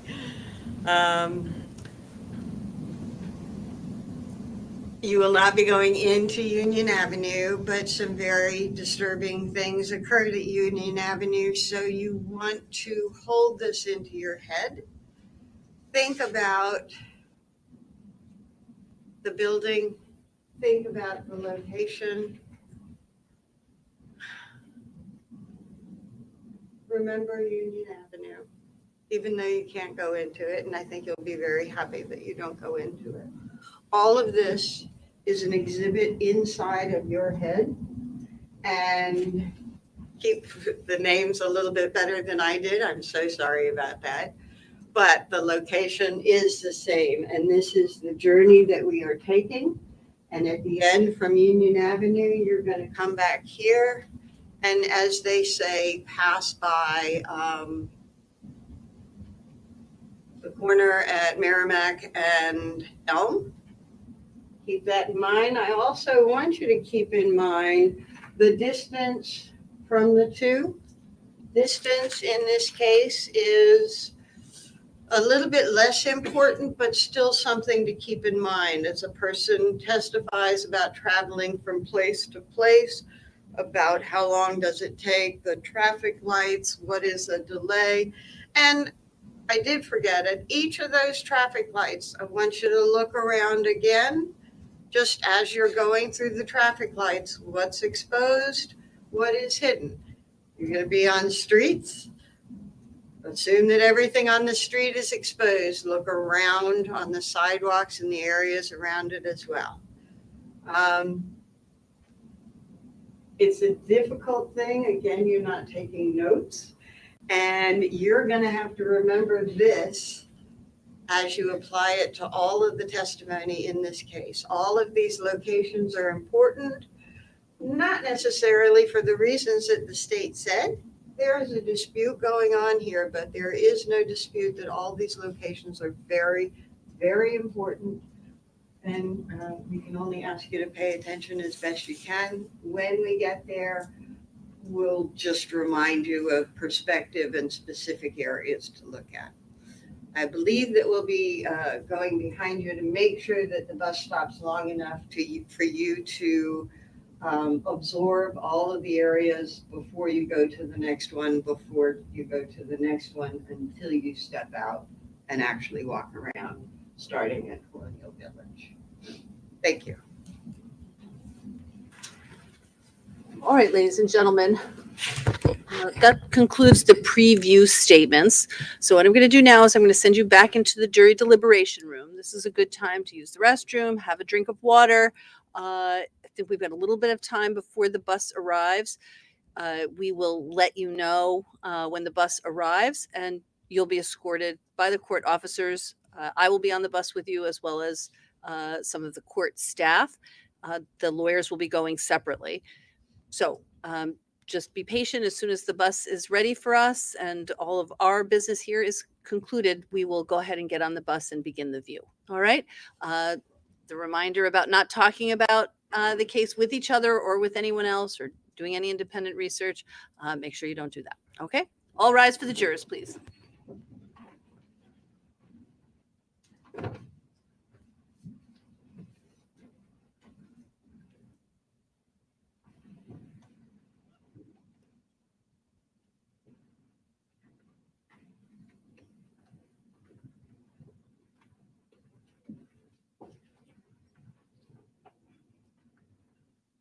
An extreme indifference to the value of human life by repeatedly striking Harmony Montgomery on the head with a closed fist. A good time to use the restroom, have a drink of water.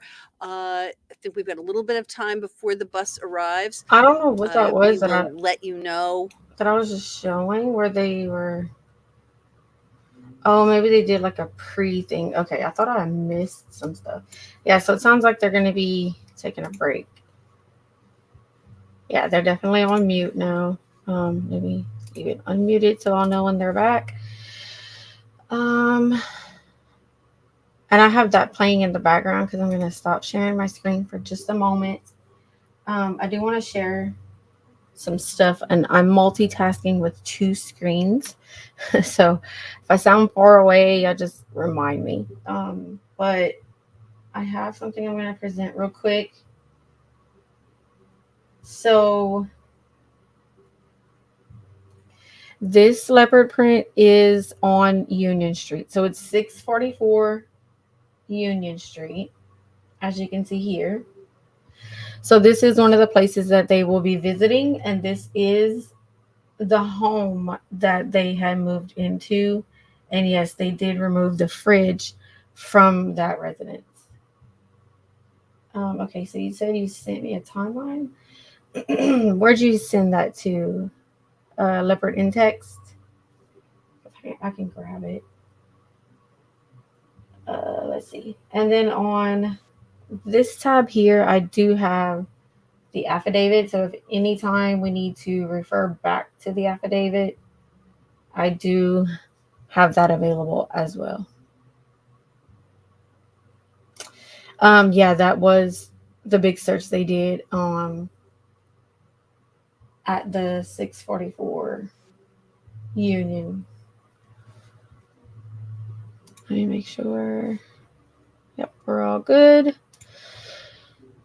Okay.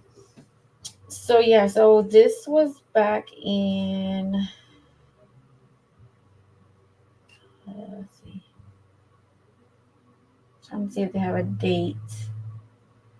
This is June 18th of 2022. So they did take out the refrigerator, and there is a reason for that. I mean, you can pretty much figure that out. But yeah, it was federal and local investigators scoured a tiny one-bedroom apartment in Manchester, New Hampshire this week in connection to the Harmony Montgomery missing child case. On Tuesday, they entered a residence at 644 where they seized possible evidence related to the case of the missing New Hampshire girl. So yeah. I had actually found a timeline too. I don't know what I did with it. Let me go get my text.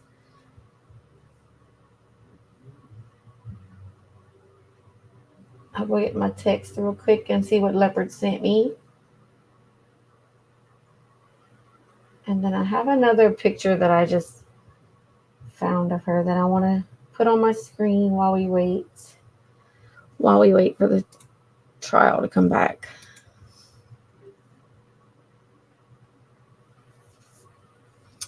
Okay, let me go check my text messages and I will be right back. The basic info is good though, because like some people said they are not familiar with the case, so it'll give a good, insight into what they're missing. Exactly, just for reference. I thank you for working with me. It does take a village. This isn't easy, but I appreciate every single one of you. Well, let me go see which one you sent, Leopard. It's probably a good one. Don't doubt yourself. Let's go see.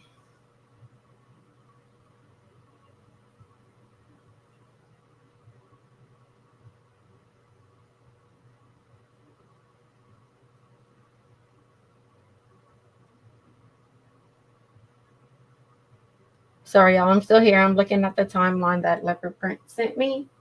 This is actually a really good one. So let's see.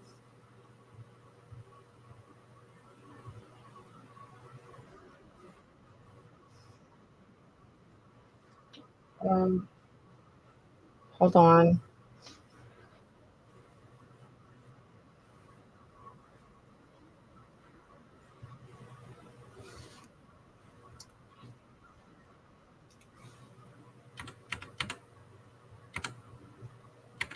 Okay, I heard some talking going on, so I was like, whoa, let me go see what's happening right now. Let me present and let you guys hear. You admit to each and every element of the offense of falsifying physical evidence and abuse of corpse. Is that accurate? Okay. And did you speak with your lawyers in detail about that? Yes, I did. And have you reviewed the opening statement in which they will tell that to the jurors? Yes, I did. And do you wish for them to acknowledge your guilt on both of those charges, falsifying physical evidence and abuse of corpse? Yes. And do you understand that it would be the state's obligation to prove each and every element of those offenses beyond a reasonable doubt before the jury could find you guilty? Do you understand that? Yes. And that by agreeing to allow them to acknowledge this in opening statements, the jurors can find you guilty of those two offenses, relying on that information. Do you understand that? Yes. Okay, and that is what you wish to do? Yes, ma'am. Okay, do you have any further question about that? No, I do not. All right. Anything further that the state requests? Further the state request, we assume that the court would take that into account and make a decision whether or not he's making a knowing, intelligent, and voluntary waiver of essentially proving his facts and proceeding this way, which the court will do. Okay. So anything you want to add, Attorney Smith? Not on that issue. Okay. So, Mr. Montgomery, having heard from you that you've discussed this with your lawyers, that you've reviewed the opening statements, the draft of the opening statement, that you acknowledge that you understand that the burden of proof is on the state to prove each of those offenses beyond a reasonable doubt, and that it understanding that it is your desire for them to proceed with that strategy, the court does find that this is a knowing, intelligent, and voluntary waiver of your rights, and will allow them to proceed on that basis. Okay? Yep. Okay. So while I have you, today you did refuse transport, so I want to talk to you about tomorrow. As we discussed with you this morning, you can't change your mind midway through the day, but you can inform the court if you wish to come tomorrow. And what I would like to do, and each day thereafter. So you can come and we will send a transport for you. That is your absolute right. But as I explained to you this morning, it's also your right to waive your presence and for us to proceed in your absence. So what I'm going to do is I'm going to instruct the sheriff's office and the Department of Corrections that someone will ask you tomorrow morning, do you wish to come to court today? We will have transport available to you if you want to come, but I am not inclined to send a car up there to pick you up only to have you refuse. So do you understand that? Yes, ma'am. Okay. Do you have any concern about that procedure? No, I do not. Okay. So it is our intention to have someone ask you tomorrow morning whether or not you wish to come. And whenever they come to ask you that question, they're going to need an answer from you so that we have sufficient time to make sure that we get you down here in order for us to start the trial in a timely manner. Do you understand that? Yes, ma'am. Okay. And I believe your counsel will be speaking to you later, at some point later today? Not today. Oh, not We today. can't. Okay. 24-hour notice. Okay. So that's going to be the procedure for tomorrow morning and each day thereafter of this trial, unless and until the court makes a different order on that. Do you understand that? Yes, ma'am. Okay. Is there anything further from the state while Mr. Montgomery is present?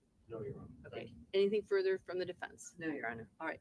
Mr. Montgomery, you're free to go now. I appreciate that that you are speaking with us when we need to speak with you, because we are keeping the jurors waiting when we do this. Okay. All right. Thank you. All right. You're all set.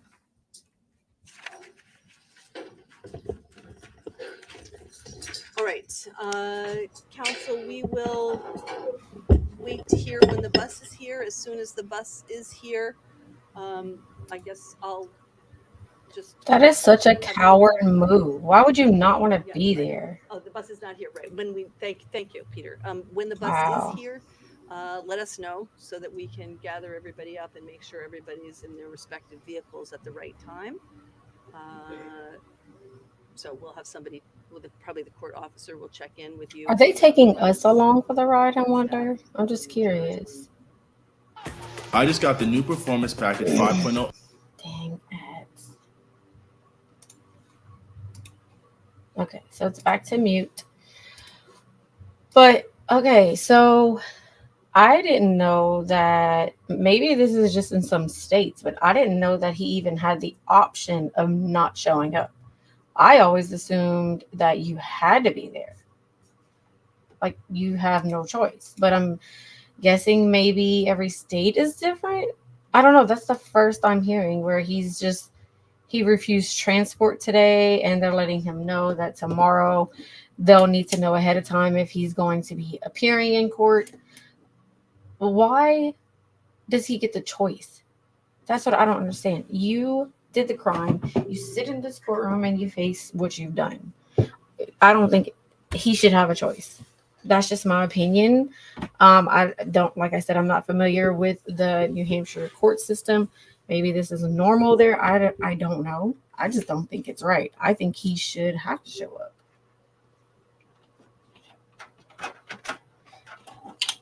But I guess his rights are his rights, all right?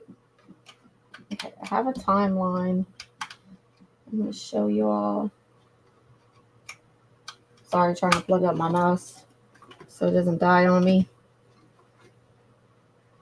Why is it not working?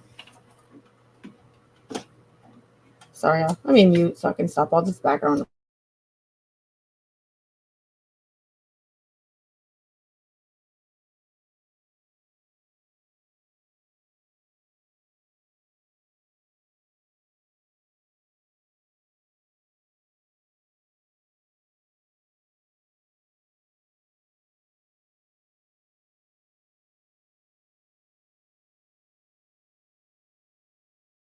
Okay, I'm back.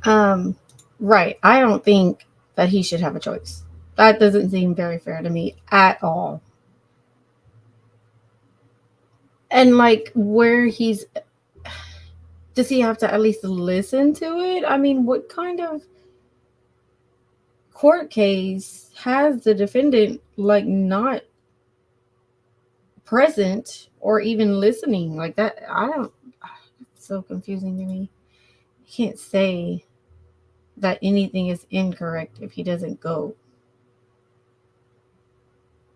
Right, I don't understand. And then I'm wondering if, I mean, I doubt it if he's going to take the stand, but I just didn't think that was an option. I didn't think he would have a choice. Okay, so I have this playing again in the background. I will hear if they come back and we miss anything. I will make sure I get back to it. I do want to present the timeline that Leopard sent me.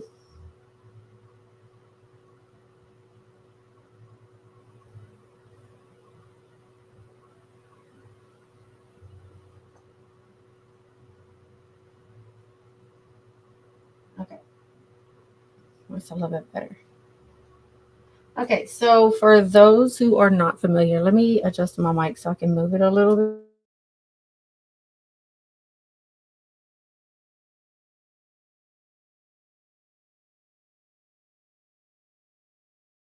Okay, can y'all still hear me okay? So the search for Harmony, she was a 5-year-old girl at the time. It started in 2019. It became a murder investigation. Here are the key dates in her disappearance and the investigation. And this is for those of you who may be watching that are not familiar with the case, to try to kind of give you a little bit of a background on it. Because I don't know if at any moment they can reappear. So I'm going to read what I can while I have the time.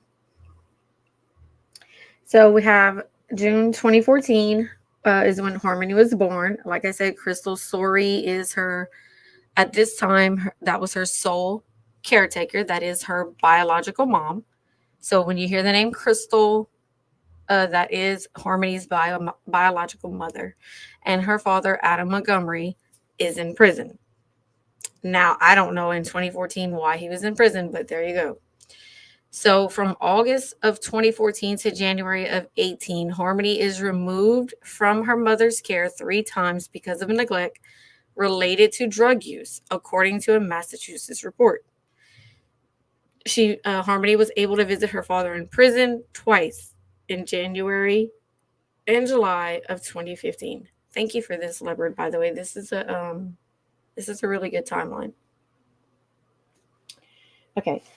So then September of 2015, Adam Montgomery is released from prison and moves to New Hampshire. So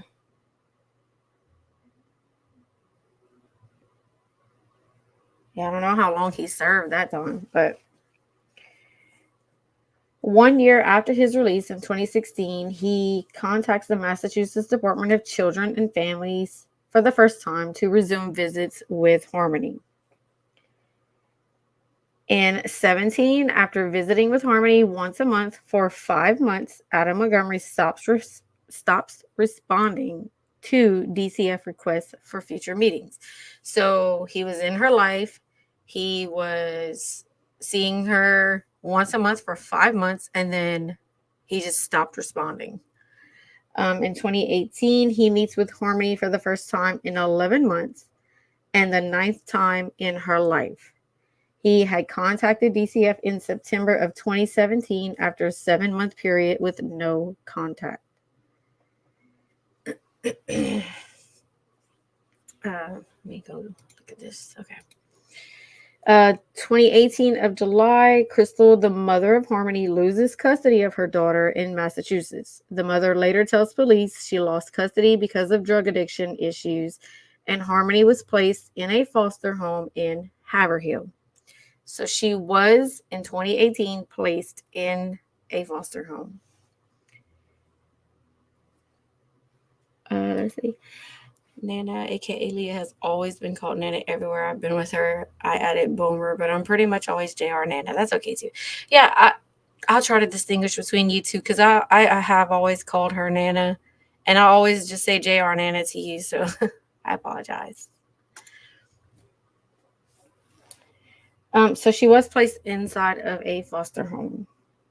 The Massachusetts Department of Children and Families requests a home study for the home in Manchester. The request did not include the necessary information to initiate a home study.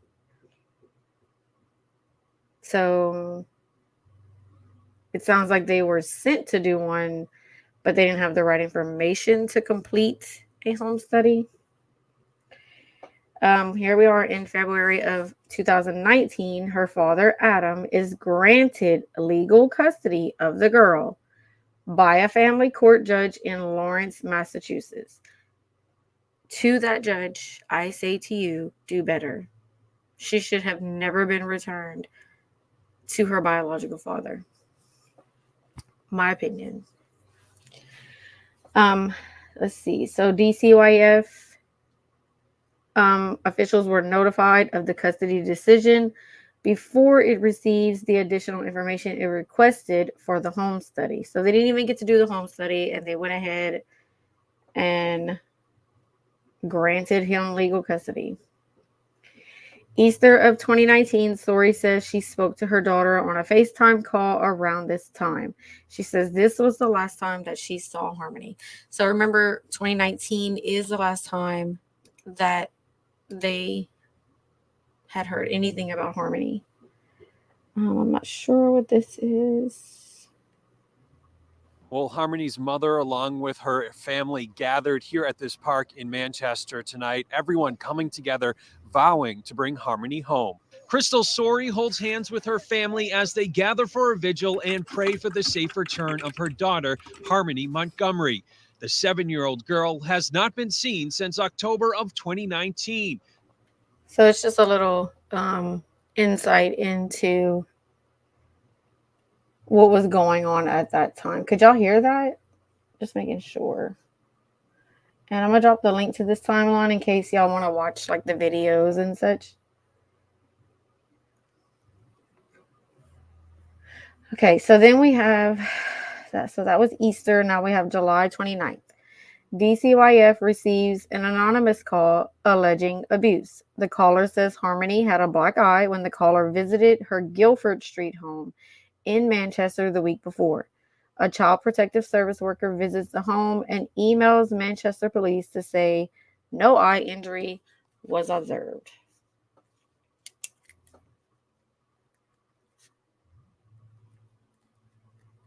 So this was Guilford Street.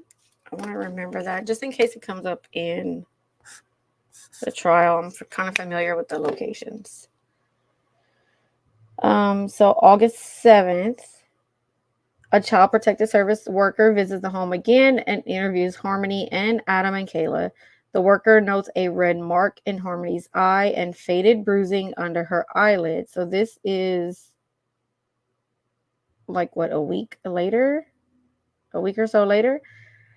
Adam says the mark was caused when she was struck by a toy while playing with a sibling. She does have a younger brother, but I don't believe that's what happened. The caseworker also speaks to the mother, who tells the agency she lost custody of Harmony to Adam. October 1st, the final visit from a child protective service worker to the Guilford Street address. The worker reports the children appeared happy and healthy. The assessment concludes that the report of abuse was unfounded, but the family was at high risk for future child welfare concerns. That's huge red flags. That says a lot just right there. So now, and we have November or December. According to Kayla Montgomery, Adam told her around this time that he was taking Harmony to Lowell, Massachusetts, where her mother lives. Kayla Montgomery later tells police this is the last time she saw Harmony. So Adam had told her that he was bringing her back to her mother. Kayla is telling police this is the last time she saw Harmony. But as the affidavit goes on, you will see that Kayla was lying. Let's see. When looking to learn more about Harmony Montgomery's disappearance, police narrowed the time frame to November 28th to December 10th. Investigators later revealed they believe Harmony was killed in early December of 2019. So yeah, this is a very extensive list. Let me double check the trial. Okay. On January 8th of 2020, a referral is received by DCYF about the Montgomery household. Adam tells a child protective service worker that Harmony is living with her mother in Massachusetts and had been since Thanksgiving of 2019. And we know that that was a lie. January 21st, the child protective service worker leaves a voicemail for the mother to confirm her address, and the mother did not return the call. September of 2021, a person close to the mother contacts DCYF and raises concerns that the mother hasn't seen Harmony since 2019. They confirm that Harmony has never been registered for school in Manchester, and they attempt to locate the Montgomery family. So that was September, and you have November here. The mother calls Manchester police saying she hasn't seen her daughter since the Easter 2019 FaceTime call. The Manchester police say their phone records indicate this is the only call the department has received from the mother. December 27th, they couldn't locate Harmony. They start searching for Adam Montgomery, her father. On December 29th, Crystal sent a letter to the mayor of Manchester begging for help to find her daughter. At this point, Crystal knows that something is wrong. She has not seen or heard from her daughter since 2019. And she starts to fight. Like, she starts to make calls and she starts to try to make those steps to find her daughter. Excuse me. December 31st, detectives find Adam Montgomery living in his car with his new girlfriend. Police describe him as uncooperative and refusing to provide information on Harmony's whereabouts. They also interview Kayla Montgomery. Manchester police hold a press conference announcing the search for Harmony. Let me see what this one. Right now, Manchester police are desperate for any information to lead them to a missing 7-year-old girl. Harmony Montgomery was last seen at a residence in the city in October of 2019, but police say she wasn't reported missing to them until this week. We cannot investigate things if they're not brought to our attention. And when this was brought, we're on it. Investigators aren't commenting on Harmony's parents or how they found out she was missing, only saying they have spoken to her family members. Okay, yeah, so they're finding out that this little girl was missing since 2019 and it is 2021. And now they're able to finally announce the search for Harmony. Up until that point, nobody really knew that she was missing. She wasn't in school, but no one knew she was missing. So sad. January 3rd of 2022, a 24-hour tip line is set up, and they have all the information here. The reward fund grew to $144,000. The FBI joined the search to search Guilford Street property where the Montgomerys used to live. Nothing is found in the 2-day search that includes digging in the backyard. So that's when they did the heavy digging. This was at the beginning, 2022. That same day, Adam Montgomery is arrested and charged with second-degree assault, interference with custody, and endangering the welfare of a child.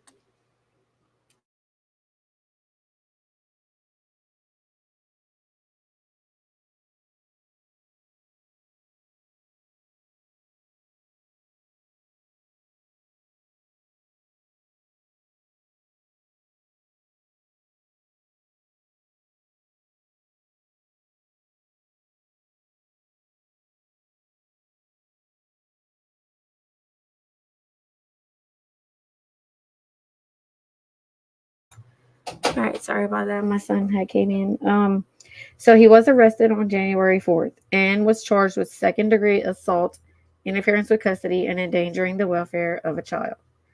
January 6th, Kayla Montgomery was arrested. So 2 days later, she was charged with the felony welfare fraud. This charge is later dropped, and a new felony charge of theft is filed. I'm sure there are thousands of children that have been disposed of by parents because, right? Like when you find out that you didn't even know all of this stuff was going on. The case that I've been watching, and I talked about a little on my last live, was with Shanda Van Ark, whatever her name is, but her son's name was Timothy Ferguson, and they were torturing him, a 15-year-old. But it just goes to show, like, this was going on in their home for no telling how long, and nobody knew. It's the things that we don't know that's frightening. Okay, let's see. I'm trying to... Okay, so at some point, Kayla and Adam had split up because he did have a girlfriend named Kelsey. March 13th of 2022, Kelsey Small, a woman who was dating Harmony's father before his arrest, is found dead in Manchester. She did not face charges in connection with the case, and her death is not considered suspicious. As far as I know, she didn't know anything. I think they had indeed even maybe questioned her at one point before she passed away.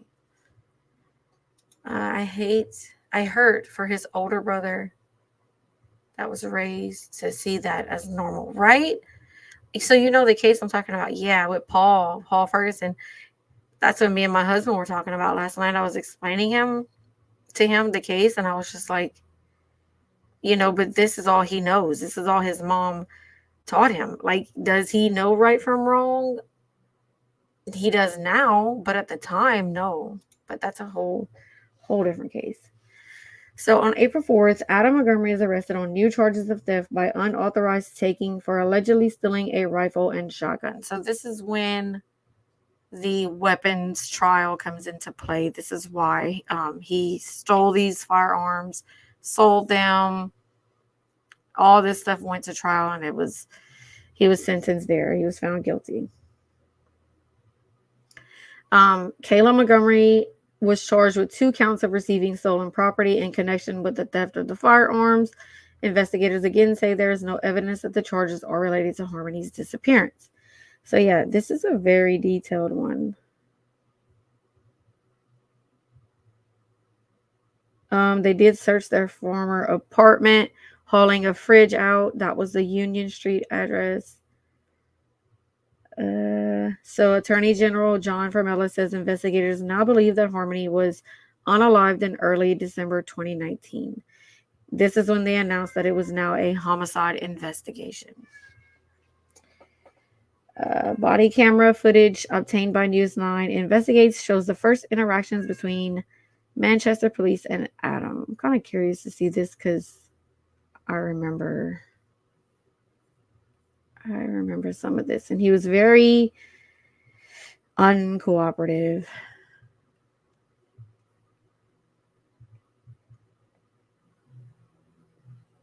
Nature gives us what we need to protect ourselves, like elderberries. Oh, what did I do? This way, combine these with vitamin C, D, and zinc for powerful immune support inspired by nature.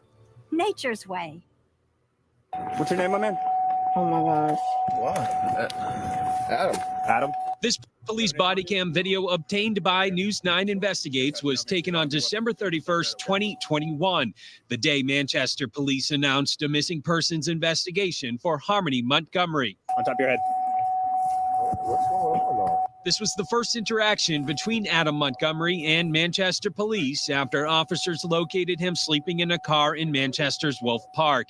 In the video, officers ask Montgomery about his daughter's whereabouts. You just need to find out where she is. That's all I'm concerned about. You're not in any trouble right now that I know of. Okay. You have no warrants. Okay. So, where's your daughter so we can check on her to make sure that she's okay? Right now, I have nothing to say to you guys. But that's not what I'm just asking where she is. And keep in mind, at this point, he knew exactly what he had done. He knew exactly where he had disposed of her body, but he refuses to talk. There's also an interrogation video on YouTube where he just gets very irritable and he just absolutely has nothing to say when it comes to Harmony. I have nothing to say. The interaction lasts about 45 minutes before Montgomery is sent on his way. Police track Montgomery down again later that day, serving him with a court order to produce Harmony. Some detectives want to speak with you. Just being detained at this point. 5 days later, Montgomery is arrested on charges including second-degree assault for allegedly abusing Harmony. During an interview with detectives, Montgomery is asked several times about his daughter. This isn't going to go anywhere. Like, this isn't going to stop. So, No, I know it's not. So, either get on the bus now or get run over.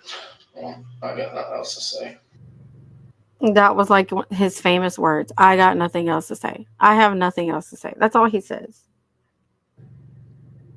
And so Montgomery's lawyers argue that he repeatedly told police he did not want to speak with them, but detectives continued to question him, essentially violating his rights. Prosecutors have said that any statements Montgomery gave were done so voluntarily. A judge, by the way, has not decided if these recordings will be used in court. I guess we'll find out, won't we? Okay, I'm gonna scroll a little bit and let you guys read this. That's on the screen, and I will be right back.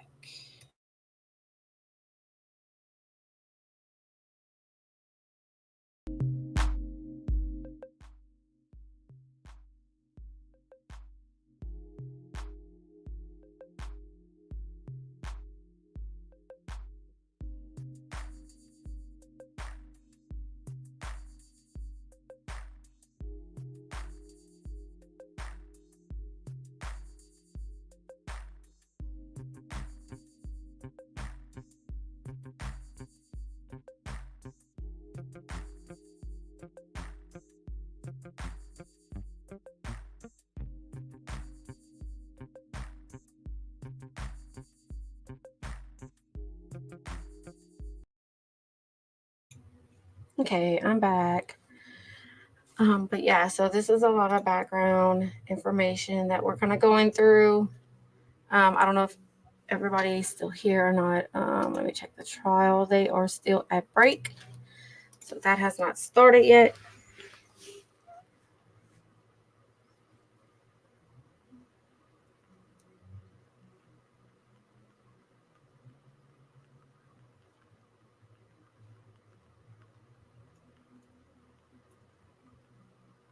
Sorry, I'm sending a text.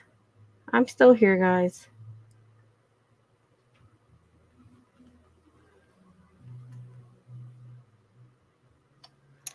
Hi, leopard print. Okay, so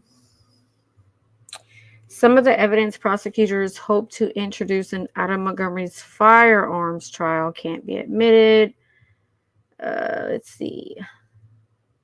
Adam Montgomery has been arrested and charged with second-degree murder in the death of Harmony Montgomery. Court documents showed Kayla Montgomery told investigators details about the killing of Harmony in June. So she does, like I said, she does eventually speak up about everything.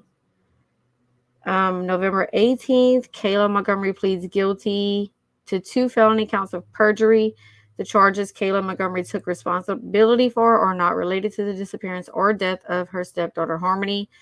Under the plea agreement, Kayla has agreed to fully cooperate in future state proceedings, which could include testifying in his murder trial. So I'm so thankful.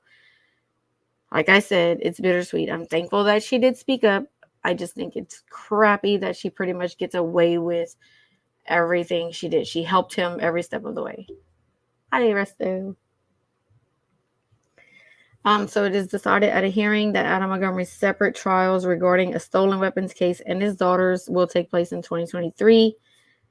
Adam is indicted by a grand jury on a charge of second-degree murder in the killing of his daughter Harmony. So he was indicted by the grand jury in the beginning of last year.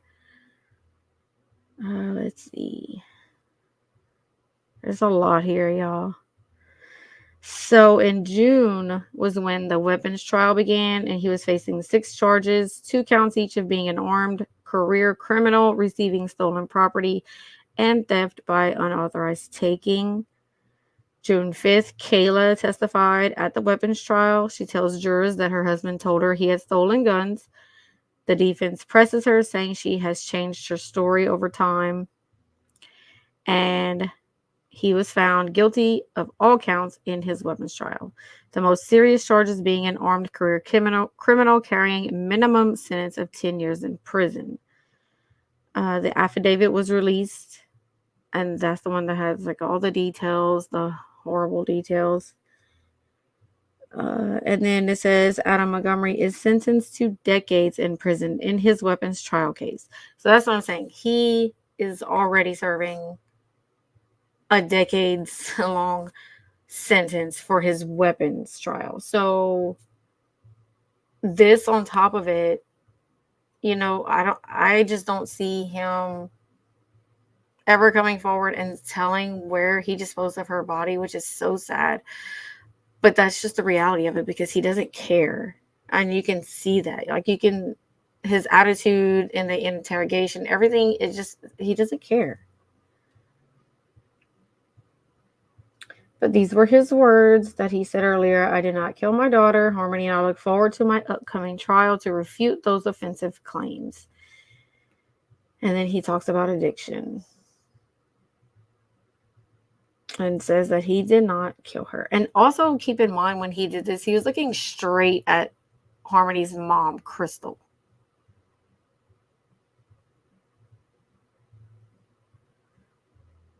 But Crystal says he just wants people to feel sympathy for him. He's trying to be a victim. Exactly. And so here we are today, where the jury selection started on February 6th. It was down to 27, the final pool of 17, 12 who will be seated, and 5 alternates. Was not picked before court closed for the day. Adam appeared upbeat during the process. So he was at the jury selection. He was just not there today. He chose to not be there today. But so that's pretty much a timeline of this whole thing. And this is on break at the moment. I just wanted to show y'all that. So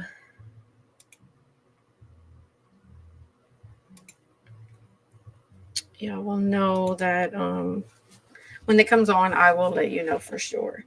Resto, go to bed. Right, it is 4 a.m. Resto, what are you doing awake? Get some sleep.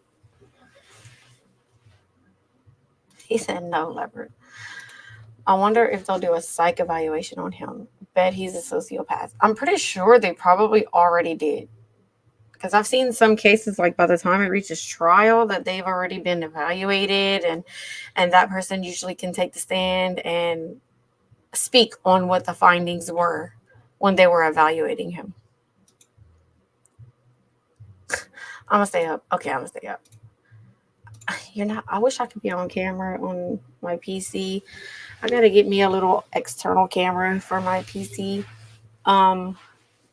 But the lighting in here sucks because it's in my room right now, so I'm still waiting to have my little studio and all that set up. Be a lot easier then. And I'm probably gonna stream. What time is that going to be? In about how many hours? That would be easier for me to math. In how many hours are you gonna do that? Resto, chesto. Little resto.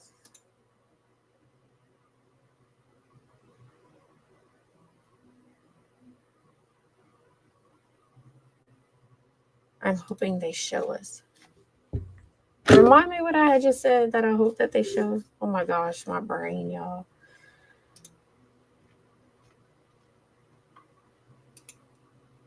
I kind of like that one better. We'll leave it at that one. In 6 hours? Oh, okay.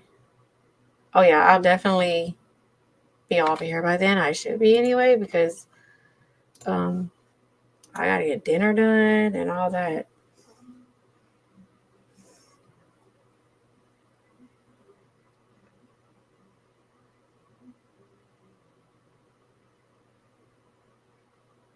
But okay.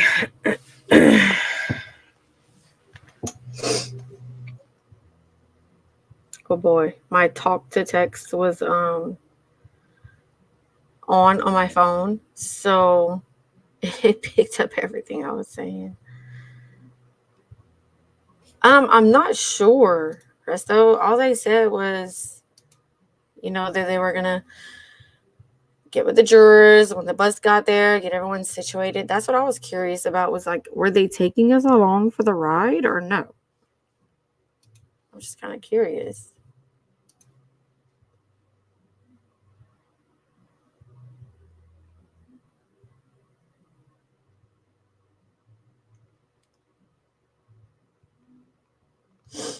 So anyway, Russell, how was the rest of your day while all of us, or some of us, were sleeping? How did your day go? And Leopard, how is your day going so far? She said, I thought. A bathroom break? So she did say for them to go ahead and use the restroom, do what they had to do. They were waiting for the bus to get there. They didn't specify whether they were taking us along for the ride or not. So I guess we'll see.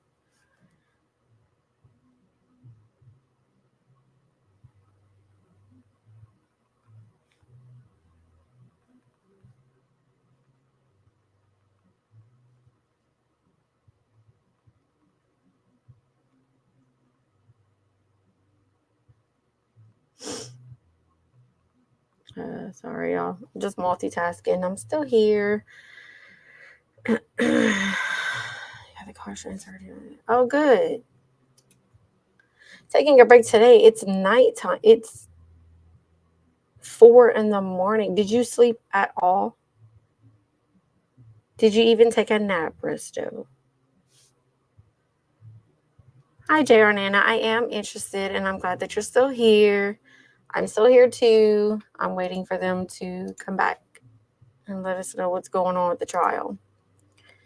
You're adulting, Leopard. I get that. I hate it. It's overrated. No sleep. Resto, I'm going to need you to go to sleep. I'll end my live right now. No, I'm just kidding. But really, you need some rest.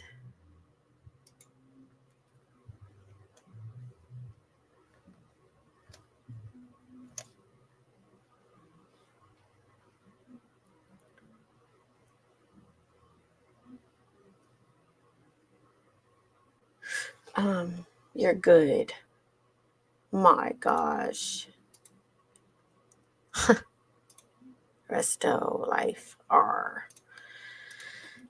I was up early for a change.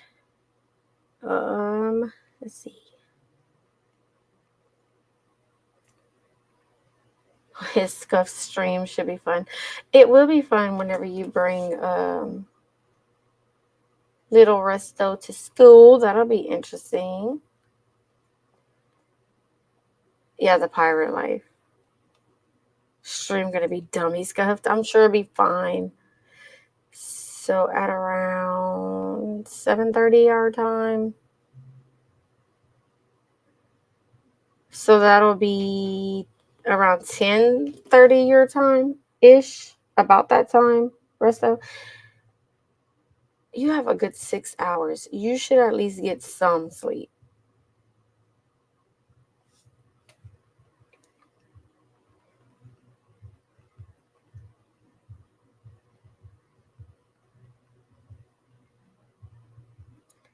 Sorry, y'all, I'm texting Micah about dinner so we can get that figured out because I will have to cook dinner. I don't know how long the trial's going to last. 10:30 or 11. That's what I figured. Okay, JR Nana. I'm not getting ready to log off. No, I'm waiting for them to come back for the court. I don't know what's going on, but this is what I see on my screen. So I guess we will figure it out. Might try. Yeah, I think you should be fine because I've seen, I wanted to tell you that when we were talking about it yesterday, I've seen like Captain Kurt does streams from YouTube sometimes like on his breaks at work and in real life stream. Like you should be fine. No problem, JR Nana. Let me see if they're showing it on anything else.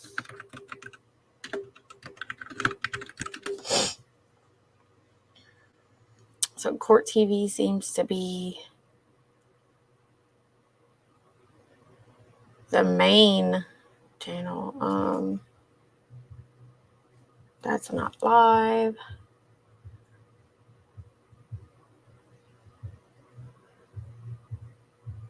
So Law and Crime is also on it. What in the world? My dog is dreaming back there.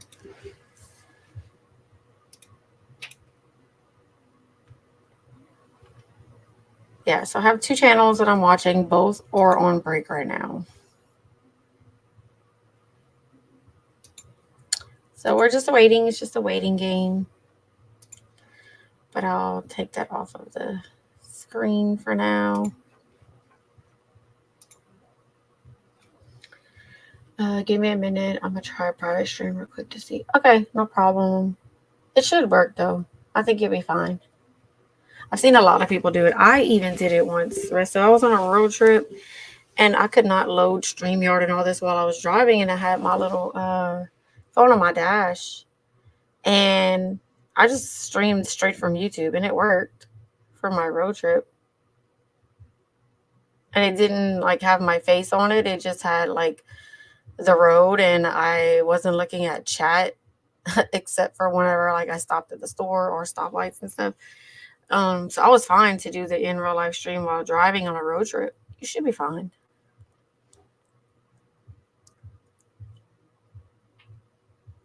Yeah, there you go. Viper Print can help you out. She can help you, the viewer.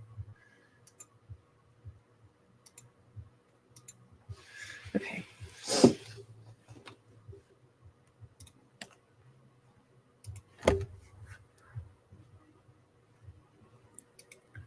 I'm gonna go back to this other video that we were watching.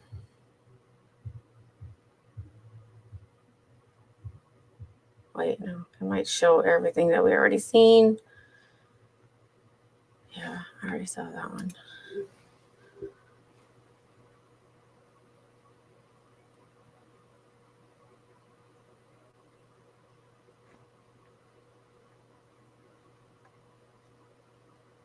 I was trying to find the one where it was like a recap Oh, maybe it's this one. No.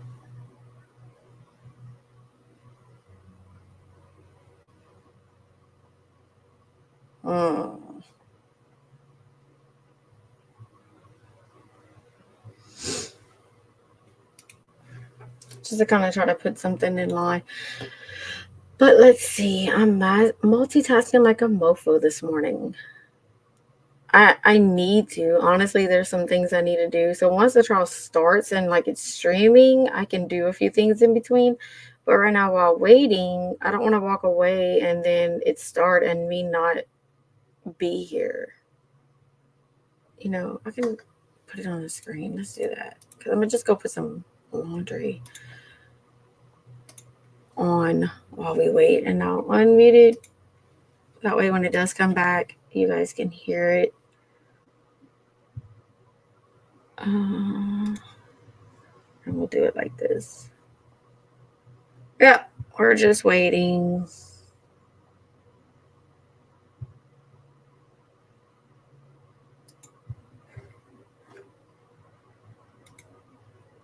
There we go. Okay, so yeah, I'm gonna mute it just for a second. Go put some laundry washing. I am still here. I can put the lo-fi music on low just in case the trial. Oh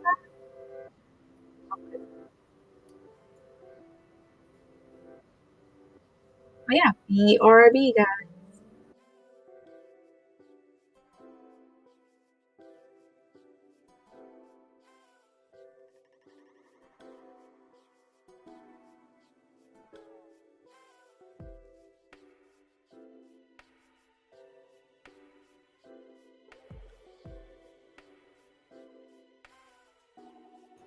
Okay, wait, I'm just not seeing that. It says live court to resume after jury view. So no, they're not taking us along for the ride to the view, which is kind of upsetting. I would have liked to get an idea of all of the areas, but of course we're not privy to that information. The jury is, so we might be waiting a little bit before they come back.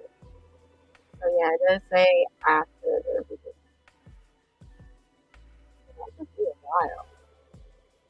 Come on. I thought we were too.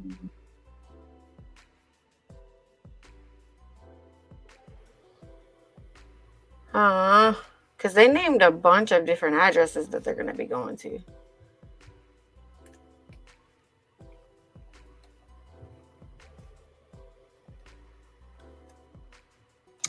But yeah, if the trial, usually trial is over by like what, 5 p.m? Most trials, right? But I will take my computer with me into the kitchen when I start cooking while we're watching the trial when it does resume. Oh, good. It worked. That's so awesome. Yeah, Leopard, we definitely have time to do our chores and whatnot because they're not taking us for the ride along. I'm glad you got it working, Resto. Yay. Now go to sleep, get some rest so that we can be there in 6 hours to watch. Let me put a banner. Sorry, I keep hitting my goddamn mic.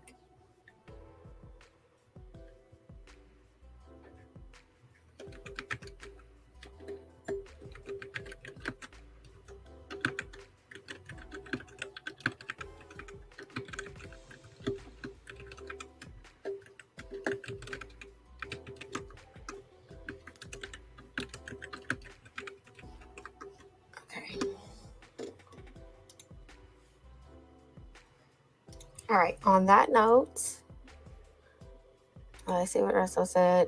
Yeah, I'll arrive later today and we can go get coffee. Yay! And maybe hit a McDonald's in the store. Yes! Yes, Resto, you got this. And don't forget to do one short. At least one short today. But that'll be fun. I can't wait. All right, I'm going to be back. I'm going to go put some laundry washing real quick. Let me lower this music. In case the trial does come back, it's on the screen. You should have audio. Everything is set to go. I will be muted so you don't hear all my background noise, but I'm going to go multitask as well. But Resto, I'm so excited. So that's going to be around 7 something our time. So I can't wait. Definitely, I was going to say, if you have time, you can go do a thumbnail and set it up. That way people get the notification and we can all be there. Either way, we're going to share it out. So, and if you do like schedule it, I can also share it on like my community post. So me too, Leopard. I want to do in real life stuff too. Me and Micah's going to have to start doing that. But yeah, that I'm interested. Thank you. Thank you, Leopard. And remember, guys, y'all can do the link drop. And Leopard, I do have a command. You should be able to do it for Resto. I have the struggle. Micah's might just be Lee because she was Lee True Crime at that time. I have one for you, Leopard. So you drop your own channel, ma'am. But yeah, BRB.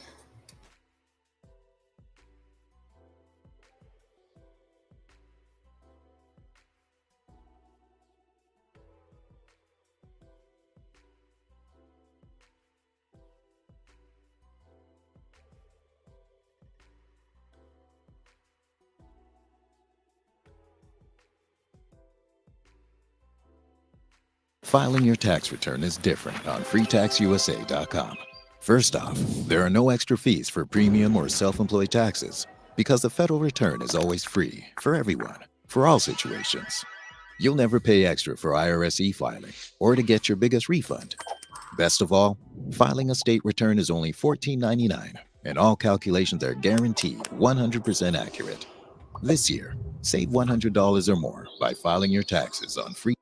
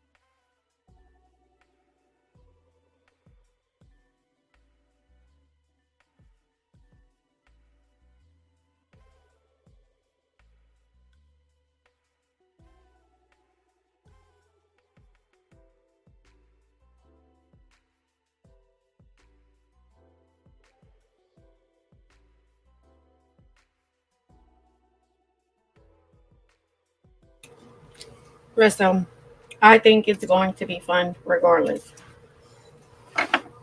It was fun just going to Burger King with you yesterday, if we're just being honest. So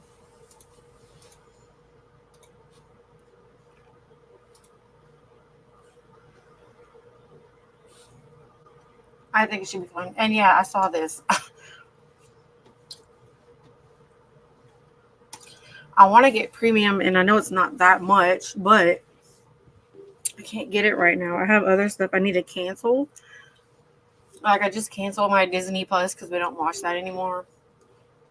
I'm trying to eliminate some of the things that I pay for that I'm not even really using. That way I can get their YouTube Premium. But I really need to, because the ads get on my nerves.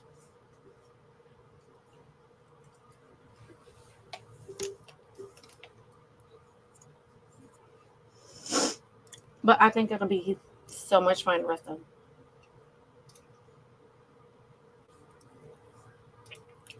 I'll leave this up just in case someone does come in and wonders, like, what in the world is going on.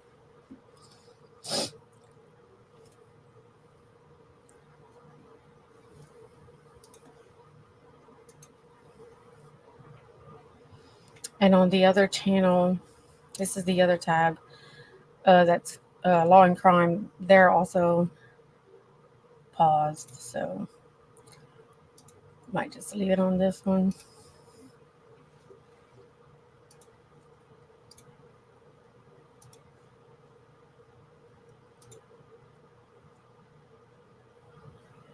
Yeah, like, I canceled finally, like, Netflix and different streaming that we weren't no longer watching, but there's a few other things that I have that as I see them come up on our bank statement, I'm like, I don't even use that anymore. I need to cancel it, and then I'll forget. So while I'm waiting, I'm gonna go ahead and try to do that so I can grab YouTube Premium. Do y'all know if I get YouTube Premium like right now and then just refresh, it should be like no ads, right?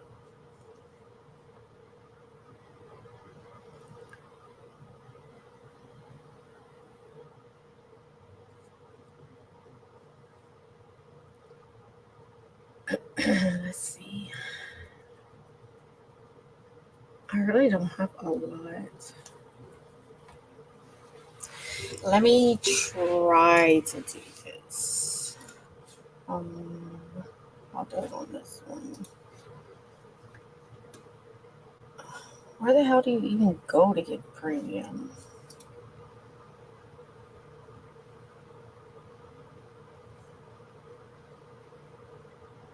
Where do you get premium, y'all? Y'all are mods here. If y'all can drop me a link to get premium.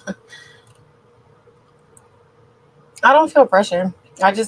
We're waiting. There's nothing going on. And I know during the trial that they'll skip to ads, and that's so frustrating especially when it's a trial. And I really don't want that to happen.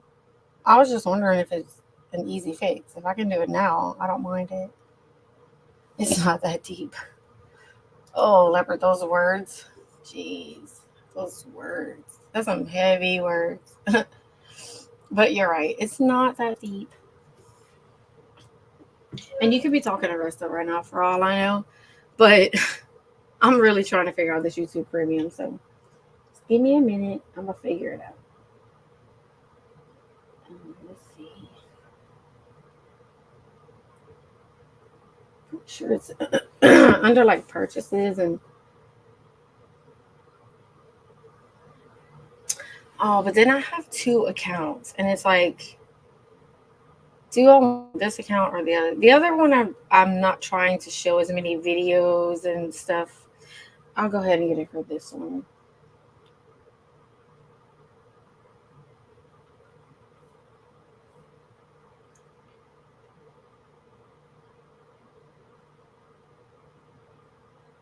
Oh, YouTube Premium is $13.99 a month. I mean, it is worth it because the ads suck, but you should go to your channel and it should show. Yeah, I found it. I just don't know if I want to pay $13.99 a month for no ads. I had a hold on. I had something in my Discord that was like a gift promo code or something for YouTube Premium to try it for like so many days, and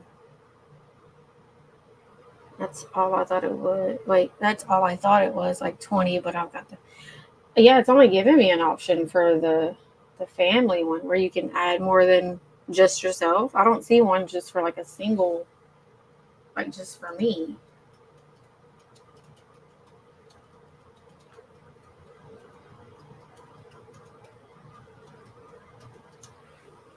Just hate how you gotta pay for literally everything.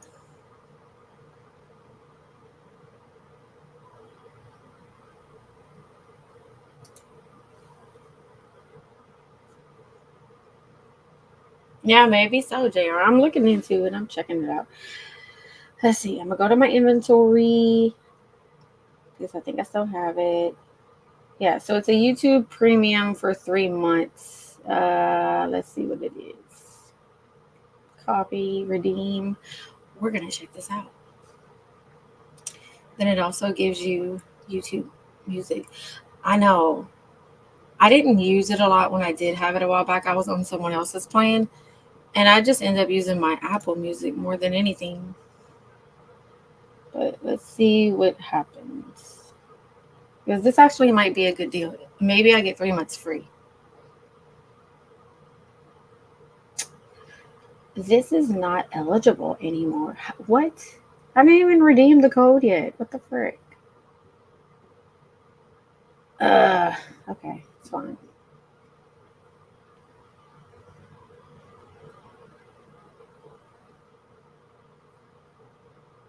Oh, they do. Okay, so the individual is $13.99 a month.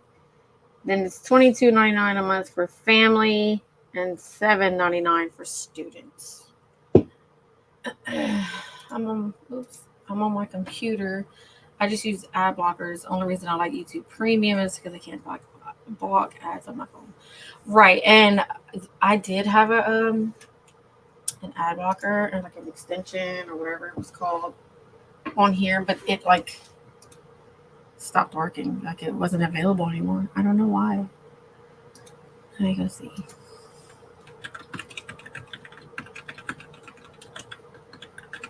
Let's see if I can get it again. Do you remember? Okay. I might have found the one I had before.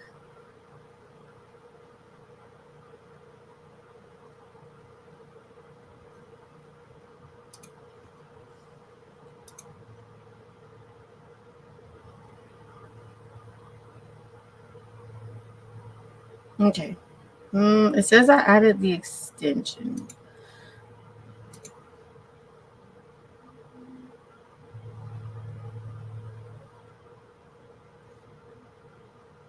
I'm testing it out on the trial page, this trial page. I have nothing. Why is it blacked out? What the heck? What in the heck is really going on?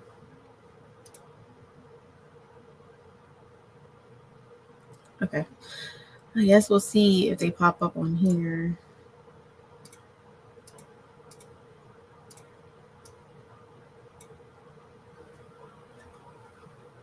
Or on here. I added the extension, Jordan, so maybe that'll work.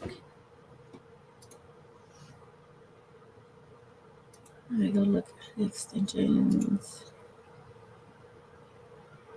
Yeah, hopefully it works.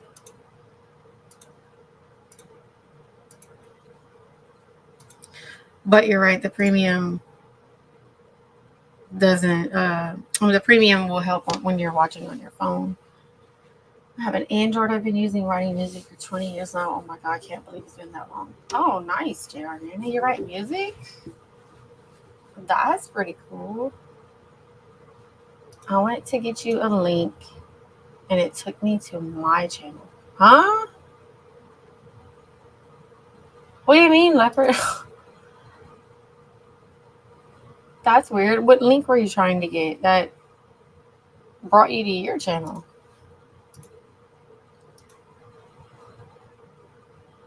Right? That's what I'm saying. And that's for individual. Like $13? Nah. You have YouTube TV, and that doesn't include anything, and that's like $80 a month. Oh no, JR Nana. So to me, if you're using YouTube TV, they should include the freaking premium things with it, you know? Even with the ad blocker, the ads will pop up for like 1 second. Okay, that's not that bad. Oh, a premium link. And it led to your channel? That's weird, Leopard. It was $18.99. Yeah, so I'm looking. It says individual monthly is $13.99 a month.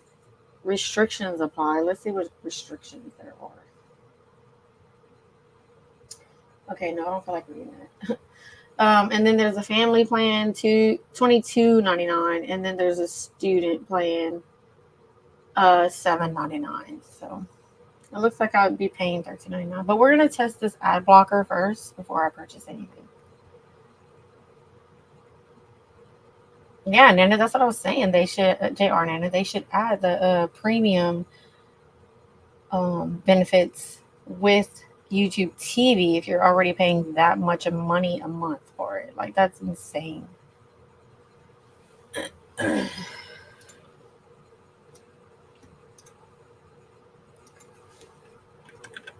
right. I don't like dead air. And while I'm waiting, I am going to see if I can find something else that. Let's see. So I wonder.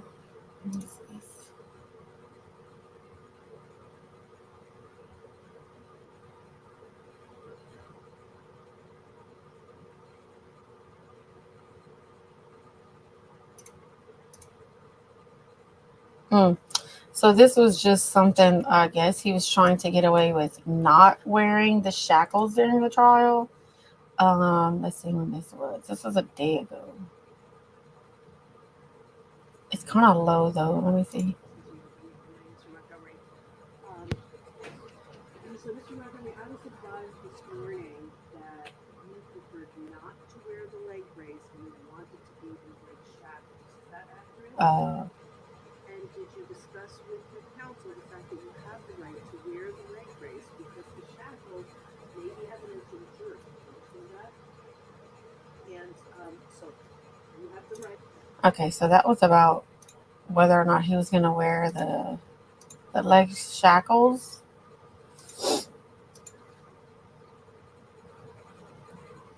And they only use YouTube TV because my husband has to watch his morning news channel on CBS, which is funny because I have CBS Premium and they don't stream it. Oh, what the heck? All of that stuff is crazy. I don't really watch any of those streaming things. I watch my shows on like Hulu and Peacock, but that's pretty much it. And I don't watch news. I mean, I get most of my news from Twitter or YouTube, mainly Twitter.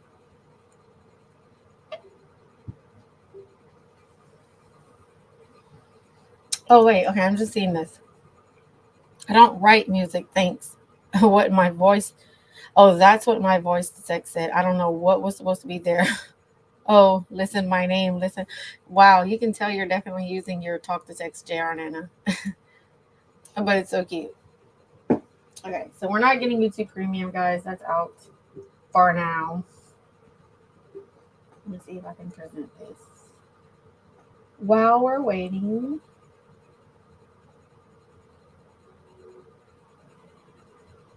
So this was the affidavit that I had gone over on our previous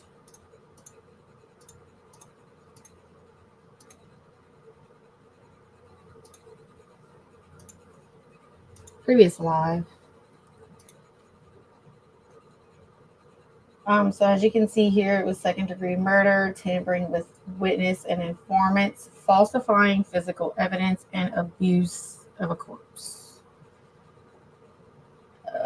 see.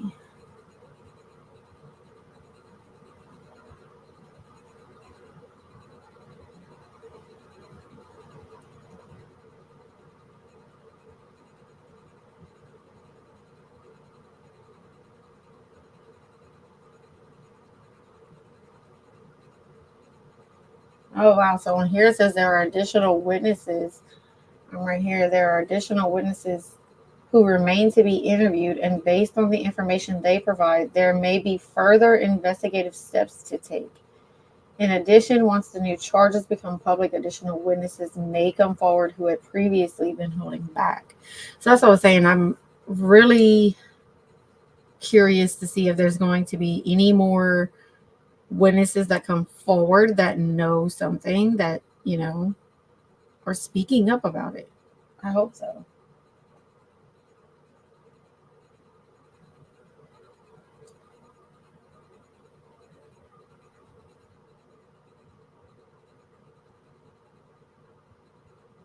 Yeah, so this is very detailed also. I'll drop this in chat if anybody's interested to look over this while we're waiting, because there is a lot to it. But it's going to go over every address that they have the jurors going to right now. So remember, they're taking them on this, what was it called, Leopard? Like a preview ride or however they worded it.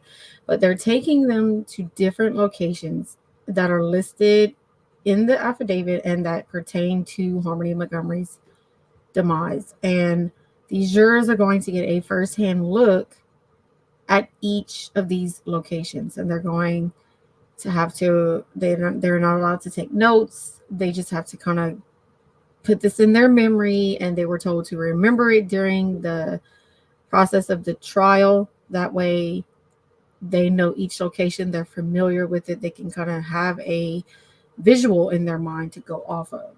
And I think it's pretty awesome. I think they should do that for a lot of trials. Yeah, it was a preview statement.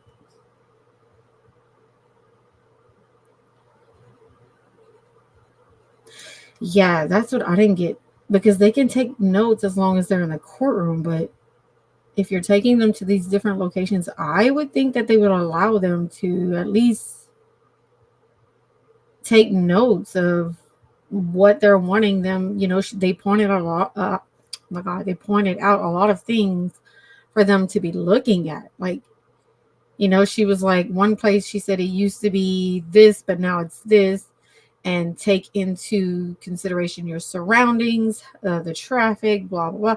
Like, you're giving them a lot of detail, but they're not allowed to take any kind of notes. Maybe they can write it down as soon as they get back to the courthouse. That's what I would do. If I was on this jury, as soon as I got home, I would write down everything I could remember from memory.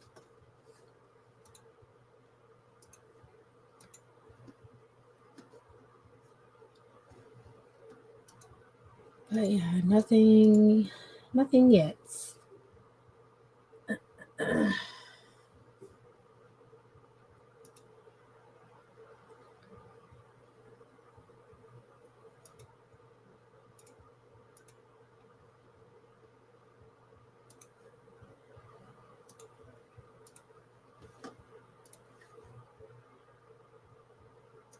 Yeah, that's what I'm saying. You would think that they want them to have as accurate of a memory of what they're seeing right now on their drive so that they can make a decision based on the locations and what happened there. So I don't know. It's definitely different. Definitely different. And it's already 2:00, so I don't really know how long they're going to go for today, but I am here for it.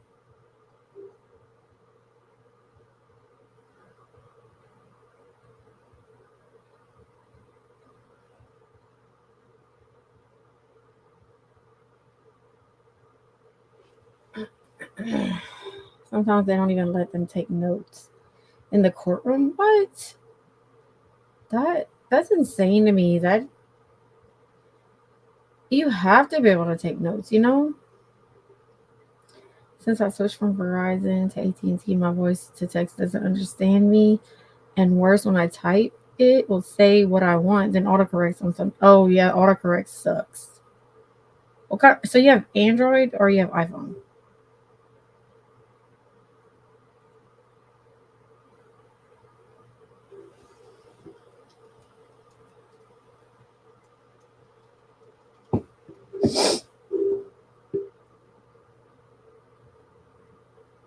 Oh, no. Uh-oh.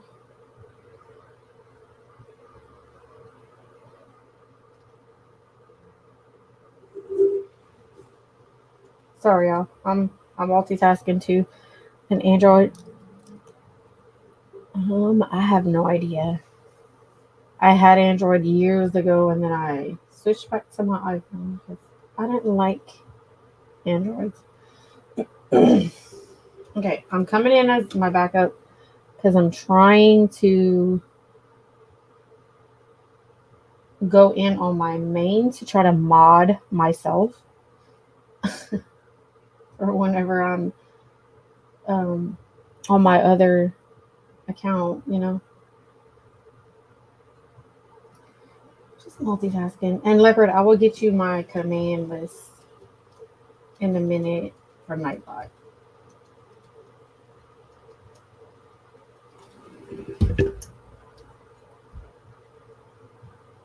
I'd have thought it would autocorrect and say iPhone. That's funny. It should say auto. It should say iPhone. JK. Okay. Let me go try to mod my backup account.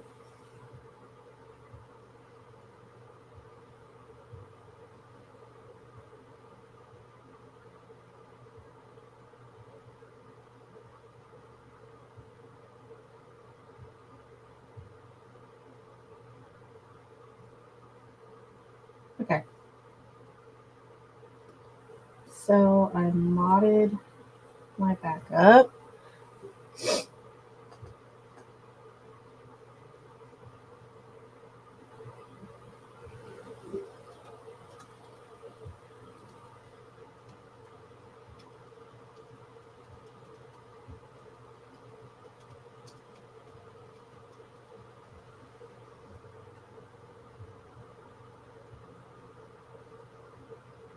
Okay, and if anyone needs to reach me about anything, any cases, any case updates, or even for my backup channel with ideas for games, trivia, topics, any of that nature, you can email me. My email is pinned at the top of the chat.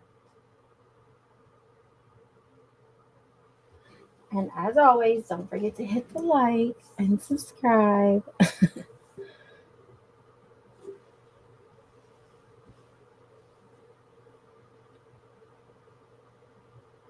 But yeah, this is probably gonna take a minute. I didn't expect this. But none of us knew, this was even planned, so I apologize. Let's see. I'm gonna find.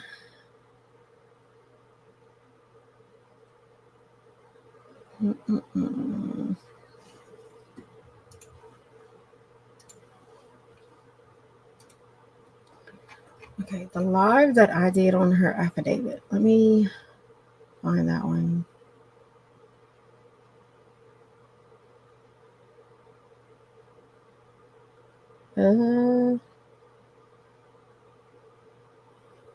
How is this sentencing?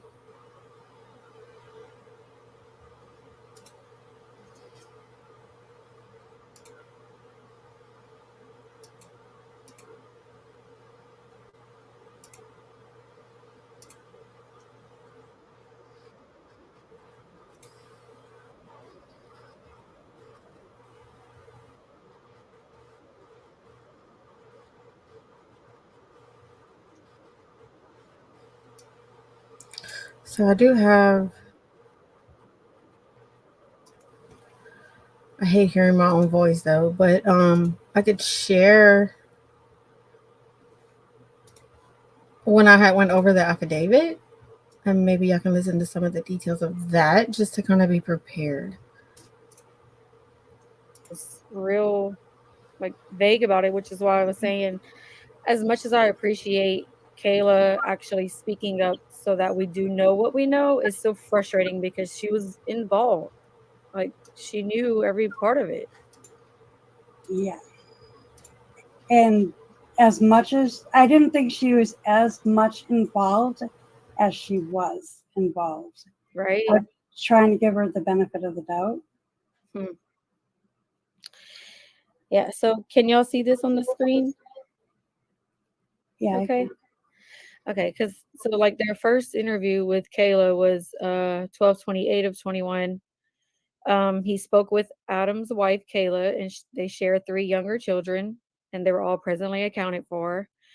During the follow up with Kayla, I asked about the last time she had physically seen Harmony. Kayla said that sometime in November or December of 2019, she saw Harmony one morning prior to going to work. Adam said that he was driving Harmony back to Crystal, who was living in Massachusetts at the time. Kayla said that she believed Harmony had been returned to Crystal. Kayla claims she never saw or heard about Harmony after that day. So, PJ, this statement right here, is this part true or not? Because of what she says later confirms that, when he actually hit her in the back of the car and all that stuff. Is this statement true? This initial statement by her? The last time she saw Harmony, Mm-hmm. he was driving. No, he never drove Harmony back to Crystal. Right. So Kayla was. That's what I'm the saying. perjury charge that she got. That's why she got the perjury charge. Okay. Yeah. So that makes sense. I'm glad I am kind of going back over this because in the affidavit, this is why Kayla got the perjury charge, because she was claiming that like she didn't see Harmony after that day, which was in 2021. That Kayla had Harmony was returned to Crystal. That's as far as Kayla knew. So she got the perjury charge because when she was giving this statement, I believe it was to a like a preliminary hearing or something like that, but she got the perjury charge for lying because later she does come out with the truth about everything, and that's why she has the perjury charge. Makes sense. I was in court that day, actually. Really? Yeah. Wow. Chambers that day, because they were actually trying to make this deal that exact day. That they were. Oh, that's pretty sweet. Yeah, it was like amount.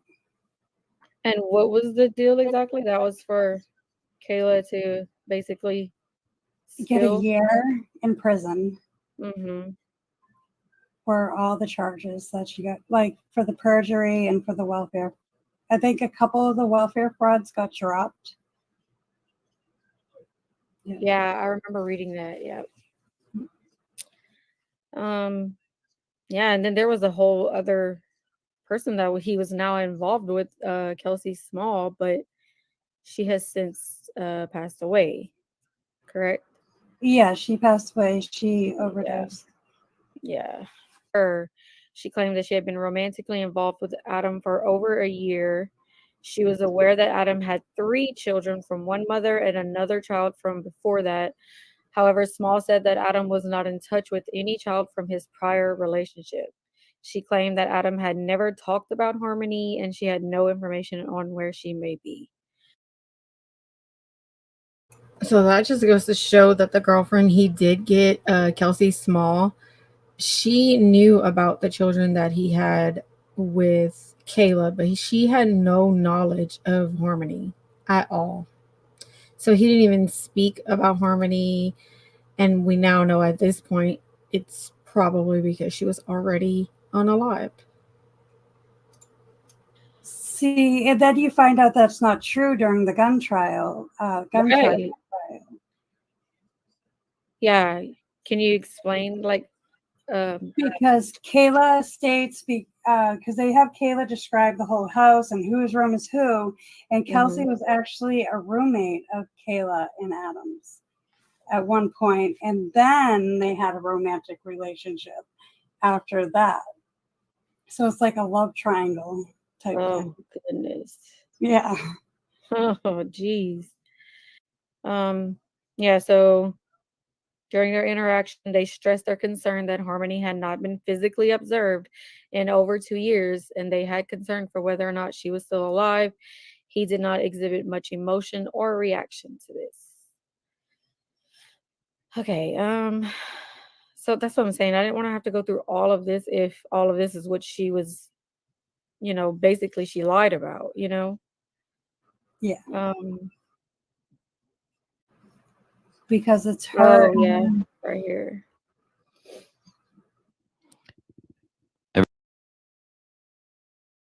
So she did testify in front of a grand jury, and that's where she lied, and that's where the perjury charge did come in. Everybody make sure you hit the like button. We got about 20 people in chat, so let's try to get this case out there a little bit. I said The grand jury testimony. So on May 20th, 2022, Kayla Montgomery testified before the grand jury for Hillsborough County, Northern District. Kayla was under oath for her testimony. During her testimony, Kayla was asked about the last time she saw Harmony. She stated in summary, 2019, when Adam dropped her off to work at 6 a.m. to 2 p.m. shift at Dunkin' Donuts. Harmony was in the car, and Adam said he was bringing Harmony to her mother. When Adam picked Kayla up a little after 2, Harmony was no longer with Adam, and he said he brought Harmony to her mother, which is Crystal. At this time, Kayla said she never saw Harmony after that, and she didn't know what happened to her. Investigators researched Kayla's claim about the location and shift she was working 2 days after Thanksgiving. All Dunkin' Donuts locations in Goffstown confirmed that Kayla was not working there. Wow, so she lied about that too. Records obtained from New Hampshire Employment Security showed that the only employer who paid Kayla in November 2019 was a Dunkin' Donuts in Hooksett, New Hampshire, and that Dunkin' Donuts store confirmed that Kayla was fired on 11/23/2019. As a result, an arrest warrant was obtained for Kayla for 2 charges of perjury. Okay, so then she was arrested on June 3rd of 2022. She participated in a proffer interview at Manchester Police Department. Her attorney was present. So is this where she starts kind of telling the facts about it?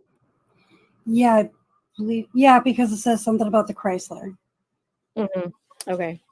So this is the new stuff that came out recently, like this past week, guys. This is the stuff that we didn't want to know. I didn't think it was going to be this bad, but okay. So during the proffer interview, go ahead, PJ. You wanted to say something? I was going to say there's extreme trigger warning. Oh, yeah. Let me put that in chat.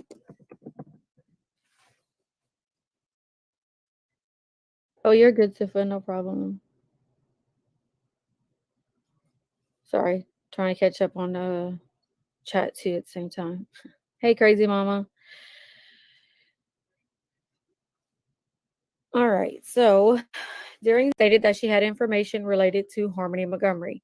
She stated that the family, herself, Adam Montgomery, Harmony Montgomery, SM, and DM was evicted from where they were living on Guilford Street in Manchester the day before Thanksgiving 2019, which would have been 11/27. Kayla said after that they were living in their vehicle, which we know to be a Chrysler Sebring. During their time living out of the vehicle, they stayed in the parking lot of Colonial Village on River Road in Manchester, where their friend Anthony Boldera lived. Kayla stated that from Thanksgiving up until the beginning of December, Boldera saw Harmony and the other 2 boys and would wave at them. She also said that Boldera brought them Thanksgiving leftovers while they were in the Sebring and that he saw Harmony at the time and he and Harmony waved at each other. Kayla stated that on the day the Sebring broke down, known to be 12/7/2019, Adam Montgomery struck Harmony, which caused her death. Wow. Kayla stated that while living in the vehicle together, Adam was extremely upset that 5-year-old Harmony was not saying when she needed to go to the bathroom and was having accidents in the car. Kayla stated that after each accident, Adam would get upset and would strike Harmony in the face or head with a closed fist. I'm sorry, I had to pause there because, geez, going back over the details is just heartbreaking. Um, I mean, 5 years old, of course she's going to be afraid to speak up because if he gets that upset when she has an accident, or even it says Adam was extremely upset that 5-year-old Harmony was not saying when she needs to go to the bathroom and she was having accidents in the car. And then after each accident, he would get upset and strike her in the face or the head with a closed fist. That is horrible. This little girl endured so much pain from this man that was supposed to be her father, supposed to be someone who loved her and protected her, kept her safe. You're having an accident and your dad is hitting you in the face or the head with a closed fist. That is just so cold-blooded, and I don't understand how they ever returned her back to her biological father. I don't understand it. That is horrible. And she's 5 years old, and I mean, it's so upsetting to me because I know there was a previous it's like she was just always mistreated in his care. Like she should have never been returned back to him.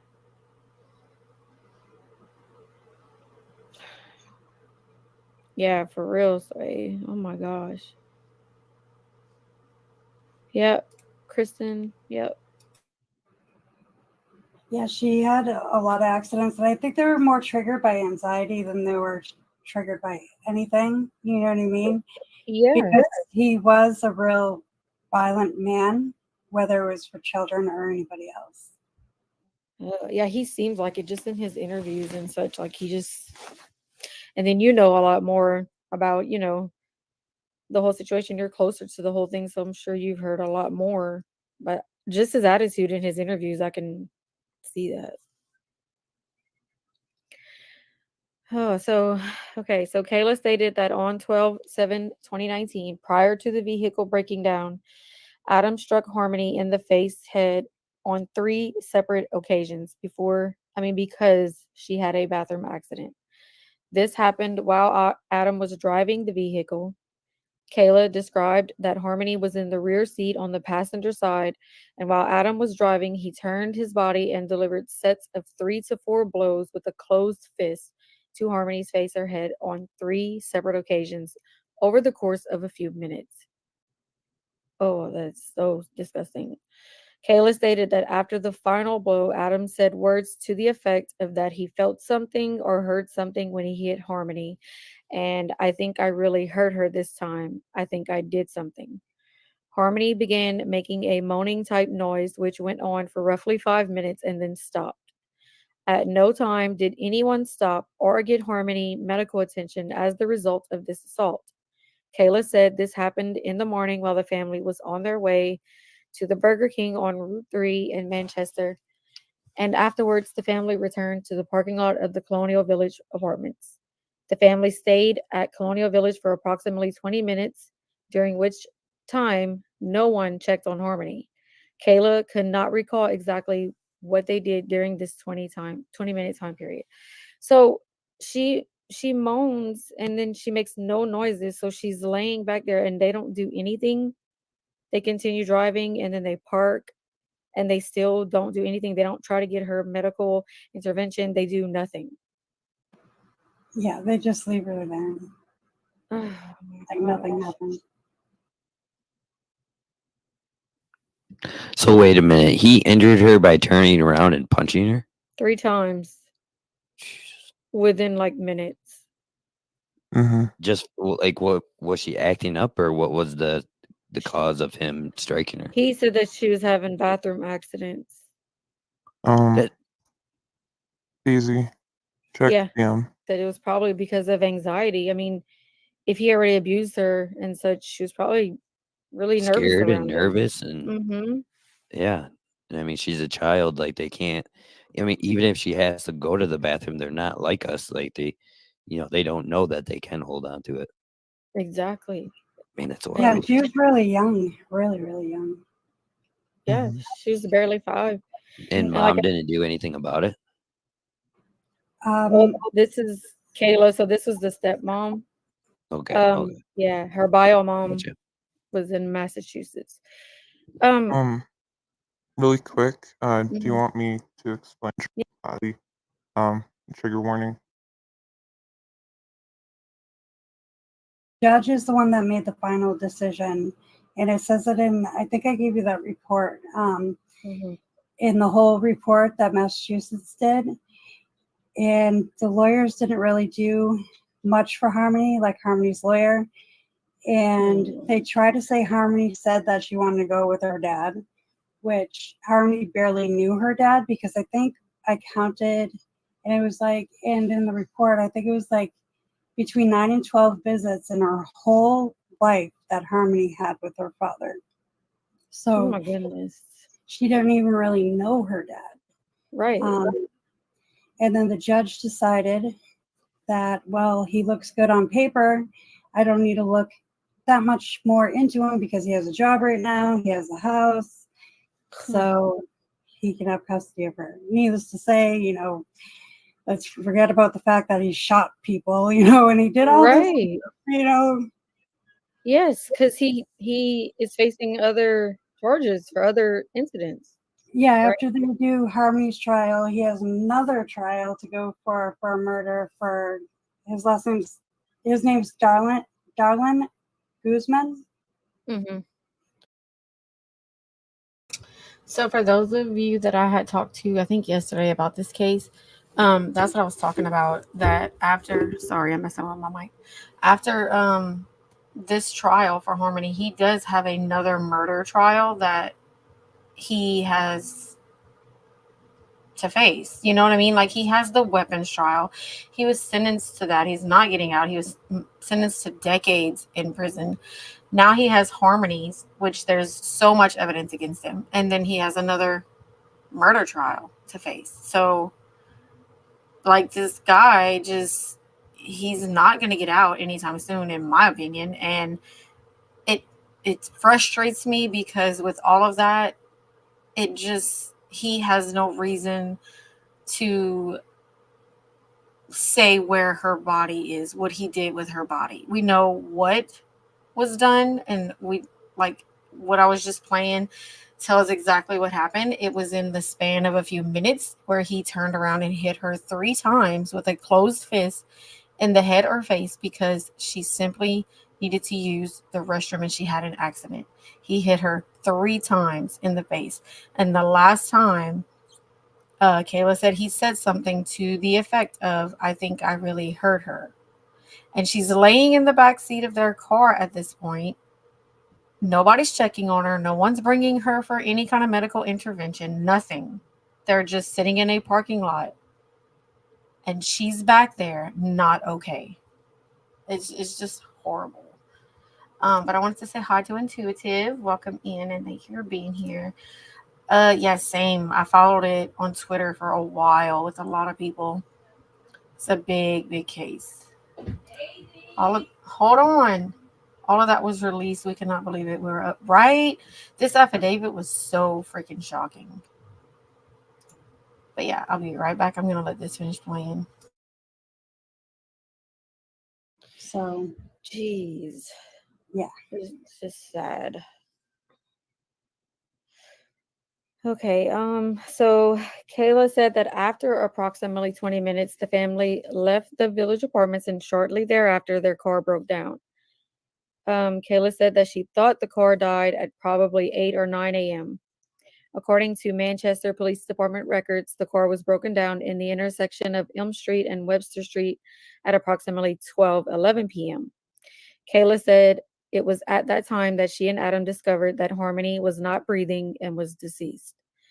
Kayla stated that Adam went to the trunk of the vehicle, removed clothing from a black and red Under Armour duffel bag, and placed the lifeless body of Harmony into the bag.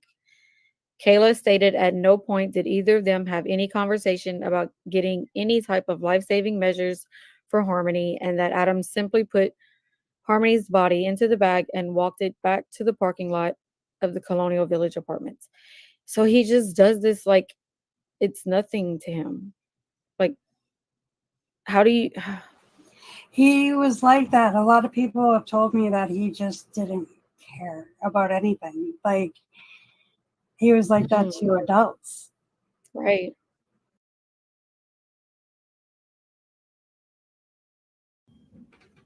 That indicates that approximately. Yeah, I'm working next. Transport time from the New Hampshire State Prison shall ask Mr. Montgomery whether he will be accepting or refusing transport. If Mr. Montgomery informs New Hampshire State Prison officials that he will accept the transport, then transport will be informed and they'll immediately go up to the prison to get him, okay? So that would mean he would be here on time. If he refuses transport, the sheriff's office will be notified and transport vehicle will not be sent to New Hampshire State Prison. The New Hampshire State Prison shall notify the sheriff's office and provide documentation of the refusal to the court. This process will continue each day throughout the trial and through the verdict unless there's further order of the court. Okay, and I just wanted to go through that with you because if you do speak to Mr. Montgomery tonight, you can let him know that that's the order I'm going to issue. We'll need to communicate with the court will need to communicate with the prison, but that's the order I'm going to issue, and that's what I expect will happen. Okay. All right. I think I've asked them to come back at 8:45 tomorrow morning. I've given them the communication instruction. I told them that if their regular route home involves driving by any locations that we drove by today, that they can take their regular route, but they're not to, pay any extra attention to those areas that we were in today. All right.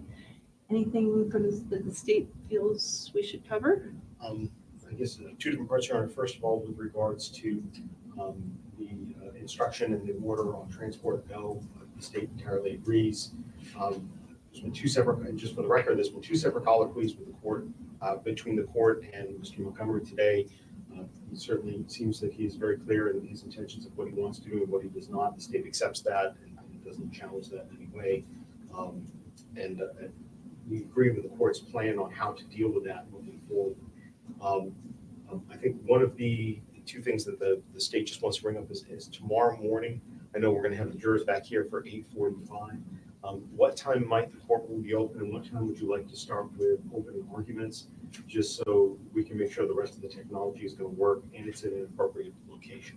Okay, so what I told the jurors is be back here at 8:45.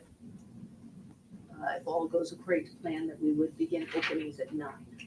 Okay, if everybody's here and everybody's ready before 9, then we would start before 9. But 9 would be certainly the go time. Okay, absent some extraordinary circumstance, given the number of circumstances we had today, it would be great if somebody from each side can be here a little earlier, even if it's just one of you, because one of you can communicate with the other via phone if necessary. So that's fine. I think you have a longer distance to travel. Actually, I have no idea how far you come. So, so just being here a little early. Let me see what time can the courtroom be open? They open at 7:45. What about the courtroom? Oh, whenever you tell them. Maybe 8:30, Your Honor, if that's available. Oh, definitely. And I'll just at least give us 15 minutes before the 8:45 time to make sure things are ready. That sounds great. And that way, if defense can also be here on that a little bit earlier side, so that we can just confirm that everybody's comfortable with where the technology is. That would be great. You don't have to come that early, but I just want to do it so that we can get an on-time start. And if we need to move things around, we can. It does look like we have a podium, so that's good. You'll have your witnesses lined up and ready to go for a full day. Yes, we're going to be speaking with our advocate just in a few minutes. As soon as we get to this hearing, Your Honor, we'll be able to hopefully provide that list to defense counsel before they leave the courthouse. So we just need a couple of minutes. I know typically we always make sure it's done by 6 p.m. I think we'll be able to be earlier than that. Great. I guess just God bless you. I think just separate from that, Your Honor, one thing that I'm looking through the interoffice memorandum you stated regarding, apologize, let me slow down, Lieutenant Burke's write-up of Sergeant Fullermont's write-up of the interaction today. You stated earlier on that this is something that typically would be filed in court regarding the refusal for a transport. Well, I don't know. When I know that when we have that from the House of Correction, I don't know if it gets transmitted by the House of Correction to the court and the court puts it in the file, or that must be the way it happens. So we can put this in the file as we do, with that. But the House of Correction is not a memo. It's just a defendant refused. Sometimes it has some explanation on it, but it's not quite like that. So that's why I would like you to confer with each other. I don't see any reason why it can't be uploaded. I think the state's position is going to be that it should be uploaded in the memo. Certainly the facts that were in there were taken into account when considering the defendant's colloquies today. Certainly the defense counsel should have an opportunity to talk about it amongst themselves, but it is the state's position that this should be honored. Say anything about that? Or you want to take some time to read it more carefully? You just got it, so. Right, I think that there's new information on there that sort of falls into some of the concerns that I addressed earlier this morning. So yes, I'd like some more time with it. Okay. So, all right, anything else you wanted to raise? No? All right. Thank you, everybody. We'll see you tomorrow morning. If something else, I'll issue this order today. If anything comes up, please let the court know, and we'll make sure that we get a chance to communicate about it. Okay? Thank you. All right.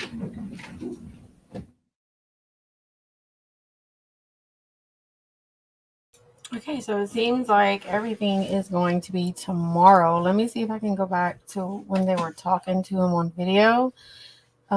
Because Lauren did just send me something. Let me see where he said it. Because again, the more observations that To the next one until you step back. Now, I'm going to send you back into the jury deliberation room. This is a good time to use the restroom, have a drink of water. I think we've got a little bit of time before the bus arrives. We will let you know when the bus arrives, and you'll be escorted by the court officer. There was a point whenever she was and talking where the defense Counsel. Let me see if I can find that for y'all. So I can show y'all what Lauren had sent me. I just can't remember at what point it was when the judge was talking to him. Okay. Here it is. That's going to be the procedure for tomorrow morning. Yes. This is when she's talking to Adam Montgomery via video because he refused to be there today. Through the desire for them to proceed with reasonable doubt and that is understood. Okay. Sorry, y'all. To each and every element of the offense of falsifying physical evidence and abuse of corpse. Is that okay? And did you speak with your lawyers in detail about that? Yes, I did. And have you reviewed the opening statement in which they will tell that to the jurors? Yes, I did. And do you wish for them to acknowledge your guilt on both of those charges, falsifying physical evidence and abuse of corpse? Yes. And do you understand that it would be the state's obligation to prove each and every element of those offenses beyond a reasonable doubt before the jury could find you guilty? Do you understand that? Yes. And that. Yeah, so see, he admitted to it, but like she's saying that the jurors, it's still up to like the jurors to hear all this information. It still has to be presented in court. By each and every element of those offenses beyond a reasonable doubt before the jury could find you guilty. Do you understand that? Yes. And that by agreeing to allow them to acknowledge this in opening statements, the jurors can find you guilty of those 2 offenses, relying on that information. Do you understand that? Yes. Okay, and that is what you wish to do? Yes, ma'am. Okay, do you have any further question about that? No, I do not. All right, anything further that the state requests? Further, the state request, we assume that the court would take that into account and make a decision whether or not he's making a knowing, intelligent, and voluntary waiver of essentially proof of his facts and proceeding this way, which the court will do. Okay. So anything you want to add, Attorney Smith? Not on that issue. Okay. So, Mr. Montgomery, having heard from you that you've discussed this with your lawyers, that you've reviewed the opening statements, the draft of the opening statement, that you acknowledge that you understand that the burden of proof is on the state to prove each of those offenses beyond a reasonable doubt, and that is understanding that it is your desire for them to proceed with that strategy. The court does find that this is a knowing, intelligent, and voluntary waiver of your rights, and will allow them to proceed on that basis. Okay? Oh, yep. Okay. So while I have you, today you did refuse transport, so I want to talk to you about tomorrow. As we discussed with you. Okay, so that's pretty much what I wanted to show y'all, was that he was on video call right here with the judge. He did not, he refused to be transported today to the courthouse. And she's telling him that it is his right. I don't understand that part. That's super frustrating to me. He should have to be there to face what he's done.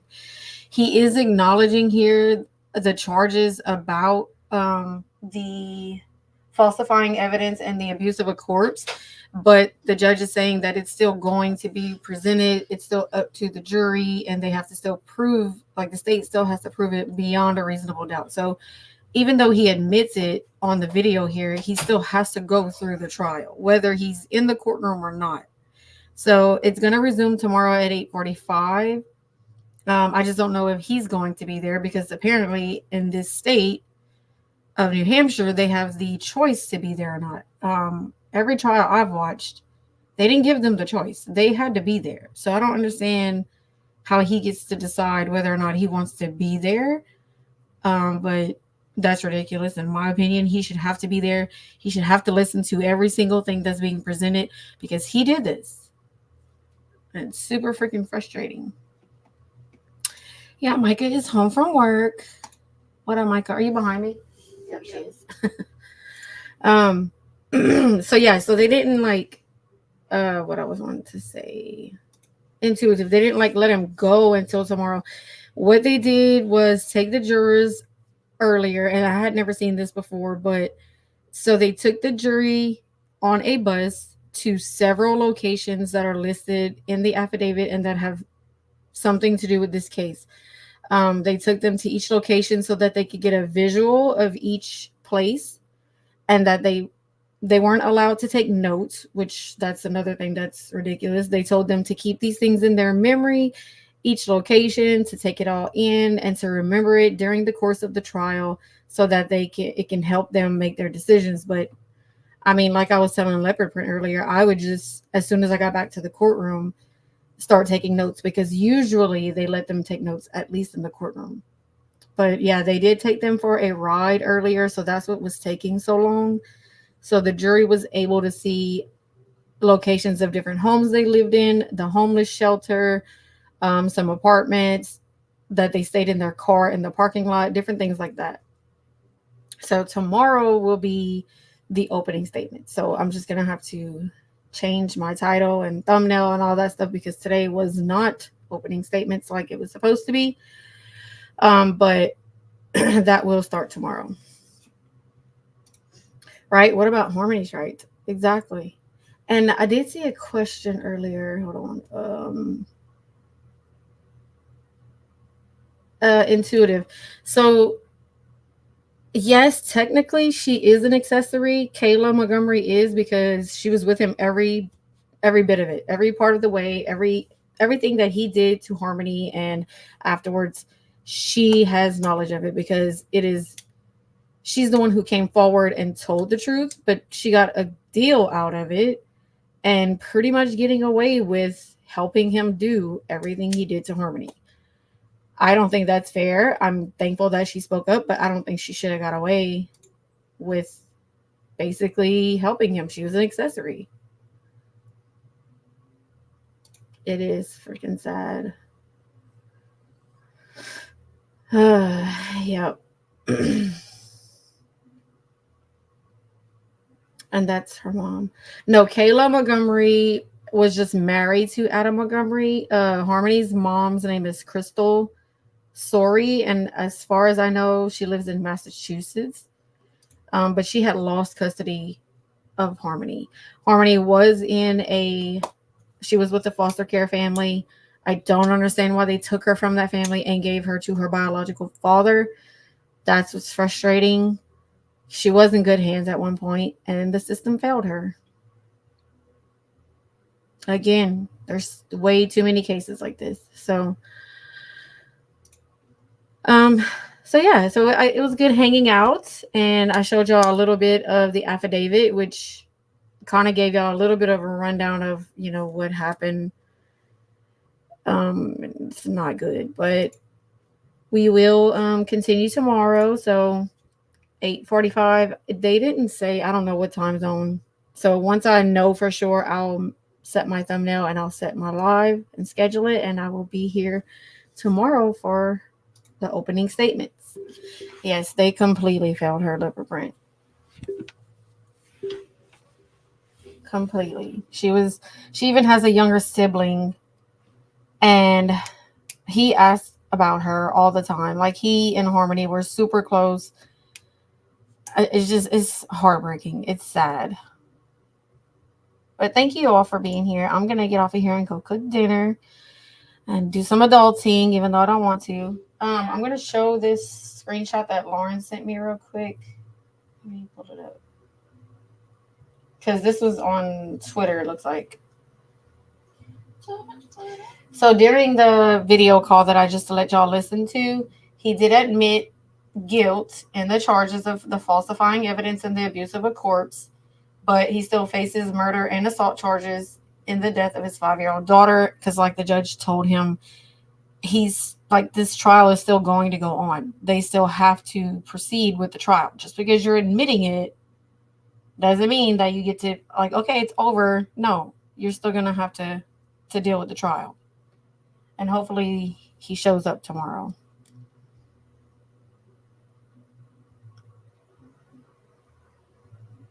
Yeah, Leopard, this is what Leopard, oh my gosh, what Lauren sent me. So that's what I was playing just now. The judge names the charges, and she asks if he understands them, and he says yes, and he kind of admits to it. And then that's when she says, but you do understand that the state has to prove without a reasonable doubt. So either way, trial is continuing. Wondered if he might, but never believed he actually. I know.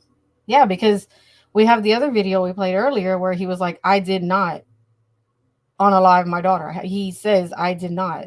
This was last year, but still, up until this point, he had been denying it.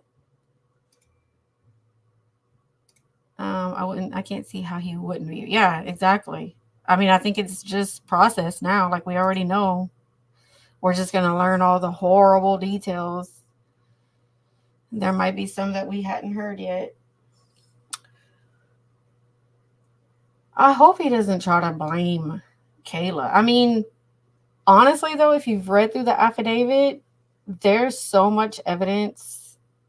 Like, he can't blame her. Like, there's way too much evidence, and just in the affidavit alone that says, I mean, he knowingly stored her body in multiple places before disposing of her body.